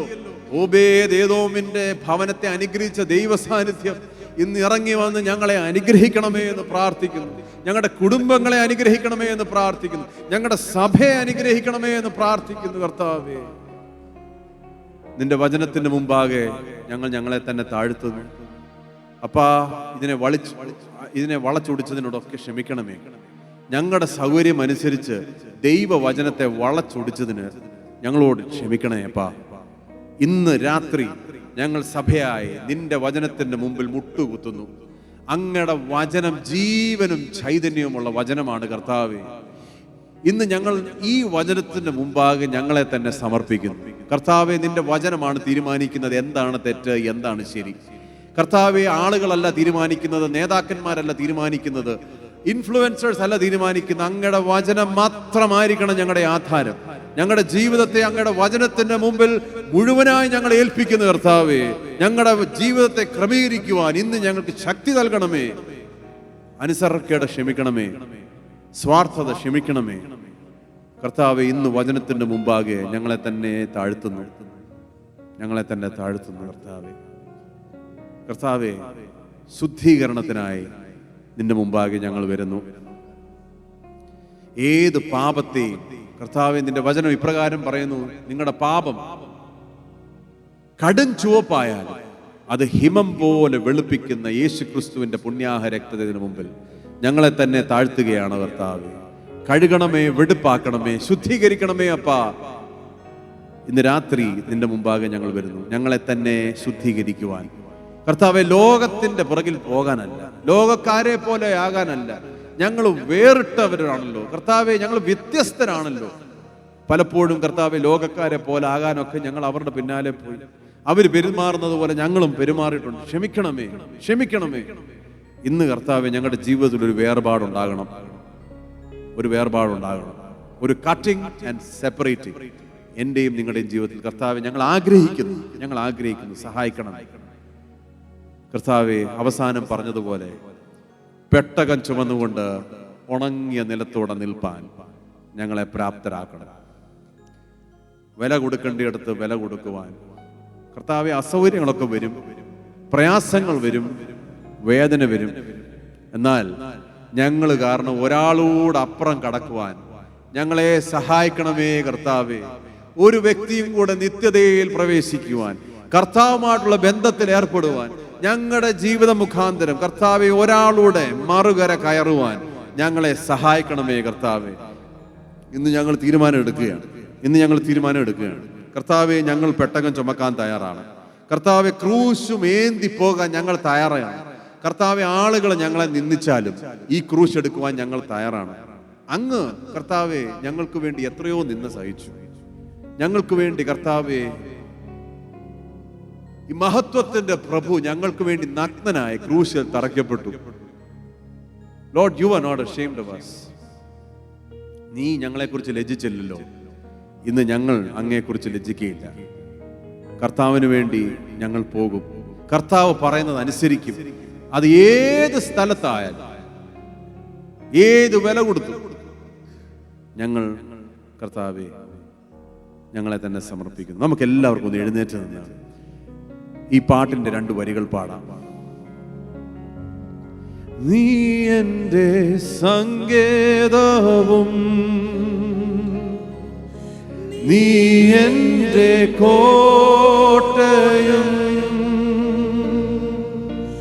നീ എൻ്റെ പ്രാണനാഥൻ നീ എൻ ദൈവം. ഒരു പ്രാവശ്യം കൂടെ എല്ലാവരോടും ചേർന്ന്, നീ എൻ്റെ സങ്കേതവും നീ എൻ്റെ സങ്കേതവും നീ എൻ്റെ കോട്ടയും നീ എൻ്റെ പ്രാണനാഥൻ നീ എൻ ദൈവം. ആരാധിക്കും ഞാൻ പൂർണ്ണ ഹൃദയമോടെ, തേടും നിൻ മുഖം ജീവകാലമെല്ലാം, സേവിച്ചിടും ഞാൻ എൻ സർവവുമായി അടിയനിതാ. എല്ലാവരോടും ചേർന്ന് പാടിക്കാട്ടെ. അടിയനിതാ ദേവാ, അടിയനിതാ ദേവാ, അടിയനിതാ ദേവാ, അടിയനിതാ. കർത്താവേ, ഇന്ന് ഞങ്ങൾ പൂർണ്ണമായി നിന്റെ സന്നിധിയിലേക്ക് ഏൽപ്പിക്കുക. ഞങ്ങളെ തന്നെ മുഴുവനായി ഞങ്ങൾ താഴ്ത്തുകയാണ് കർത്താവേ. ഞങ്ങൾ യാതൊരു വ്യവസ്ഥയും യാതൊരു കണ്ടീഷൻസും നിന്റെ മുമ്പിൽ വെക്കുന്നില്ല. അടിയങ്ങൾ ഞങ്ങളെ തന്നെ, അടിയനിതാ ദേവ, അടിയനെ അയക്കണമേ കർത്താവേ. ഞങ്ങളെ എടുത്ത് ഉപയോഗിക്കണമേ കർത്താവേ. ഞങ്ങൾക്ക് താലന്തുകൾക്ക് കുറവുകളുണ്ട്, പ്രാപ്തിക്ക് കുറവുണ്ട്. പക്ഷേ ഞങ്ങൾ മുഴുവനായി മുഴുവനായി മുഴുവനായി മുഴുവനായി ഇന്ന് രാത്രി നിന്റെ മുമ്പാകെ ഞങ്ങളെ തന്നെ അർപ്പിക്കുക കർത്താവേ. അടിയങ്ങളെ എടുത്ത് ഉപയോഗിക്കണമേ കർത്താവേ.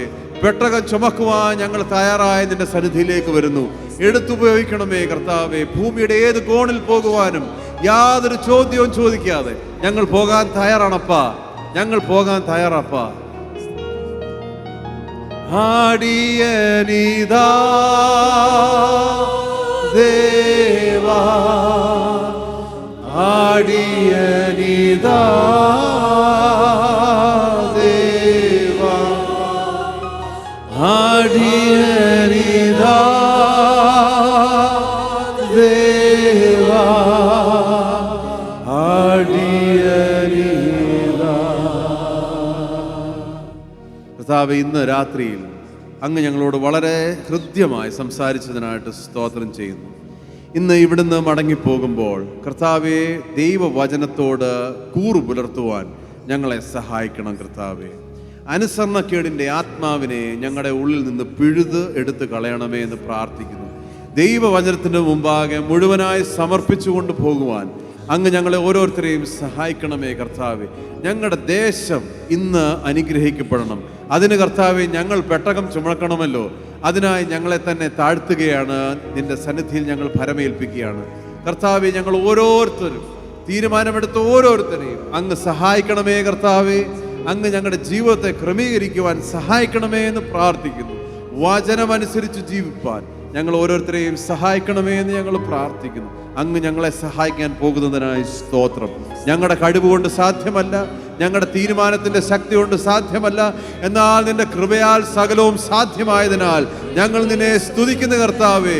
ഞങ്ങളുടെ ബലഹീനതയിൽ തികഞ്ഞു വരുന്ന ദൈവശക്തിക്കായി ഇന്ന് രാത്രി ഞങ്ങൾ നിന്നെ സ്തുതിക്കുന്ന കർത്താവേ. ആ ശക്തിയോടെ ഞങ്ങളെ പറഞ്ഞയക്കണമേ എന്ന് പ്രാർത്ഥിക്കുന്നു. അങ്ങയ്ക്ക് വേണ്ടി കർത്താവേ നിൽക്കുവാൻ, അങ്ങയ്ക്ക് വേണ്ടി പ്രവർത്തിപ്പാൻ, അങ്ങയ്ക്ക് വേണ്ടി ലജ്ജയില്ലാത്ത സാക്ഷിയായി നിൽപ്പാൻ ഞങ്ങൾ ഓരോരുത്തരെയും സഹായിക്കണമേ എന്ന് പ്രാർത്ഥിക്കുന്നു. അങ്ങ് അത് ചെയ്യാൻ പോകുന്നതിനായിട്ട് സ്തോത്രം. ഇന്ന് ഞങ്ങൾ ധ്യാനിച്ചു തുടങ്ങിയതുപോലെ പുതിയതൊന്ന് ഞങ്ങളുടെ സഭയിൽ ചെയ്യണമേ കർത്താവേ. പുതിയതൊന്ന് ഞങ്ങളുടെ കുടുംബത്തിൽ ചെയ്യണമേ എന്ന് ഞങ്ങൾ പ്രാർത്ഥിക്കുന്നു. പുതിയതൊന്ന് ഞങ്ങളുടെ ജീവിതത്തിൽ ചെയ്യണമേ എന്ന് ഞങ്ങൾ പ്രാർത്ഥിക്കുന്നു കർത്താവേ. മുഴുവനായി മുഴുവനായി മുഴുവനായി താഴ്ത്തി സമർപ്പിക്കുന്നു. അങ്ങത് ചെയ്യാൻ പോകുന്നതിനായി സ്തോത്രം. ഇത് പുതുക്കത്തിൻ്റെ ഒരു തുടക്കമായി കർത്താവെ, പുതിയ ആരംഭങ്ങളുടെ തുടക്കമായി ഇന്നത്തെ ദിവസം മാറണമേ. ഈ കൺവെൻഷൻ കാരണം അത് മാറണമേ എന്ന് ഞങ്ങൾ പ്രാർത്ഥിക്കുന്നു. അങ്ങേ ഉയർത്തുവാൻ, അങ്ങയ്ക്ക് വേണ്ടി ജീവിപ്പാൻ ഞങ്ങൾ ഓരോരുത്തരെയും സഹായിക്കണമേ കർത്താവെ. ഞങ്ങളുടെ ജീവിതം എത്രമാത്രം ഞങ്ങളുടെ മുമ്പിലുണ്ടെന്ന് ഞങ്ങൾക്ക് അറിഞ്ഞുകൂടാ. എന്നാൽ ജീവിതം ജീവിച്ചു തീരുമ്പോൾ നന്ന് നല്ലവനും വിശ്വസ്തനുമായ ദാസനെ എന്നുള്ള ശബ്ദം കേൾക്കുവാൻ ഞങ്ങൾ കൊതിക്കുന്നപ്പാ. മറ്റതൊന്നും ഞങ്ങൾക്ക് വേണ്ട. മനുഷ്യരുടെ കയ്യടിയോ അവരുടെ അംഗീകാരമോ ഒന്നും ഞങ്ങൾക്ക് വേണ്ട. ഞങ്ങൾക്ക് വേണ്ടിയത് ആ ഇമ്പകരമായ ശബ്ദം, നന്ന് നല്ലവനും വിശ്വസ്തനുമായ ദാസനെ. കറ്റകൾ ചുമന്നുകൊണ്ട് നിന്റെ സന്നിധിയിൽ നിൽക്കുവാൻ ഞങ്ങളെ ഒരുക്കണമേ എന്ന് പ്രാർത്ഥിക്കുന്നു. പ്രാർത്ഥന കേട്ടതുകൊണ്ട് സ്തോത്രം. ഞങ്ങളെ അനുഗ്രഹിച്ചതിനായിട്ട് സ്തോത്രം. ഞങ്ങളുടെ ജീവിതത്തെ കർത്താവെ അങ്ങ് മാറ്റിമറിച്ചതിനായിട്ട് സ്തോത്രം. യേശു മുഖാന്തരം യാചിക്കുന്ന കൃപയോടെ കേൾക്കണമേ.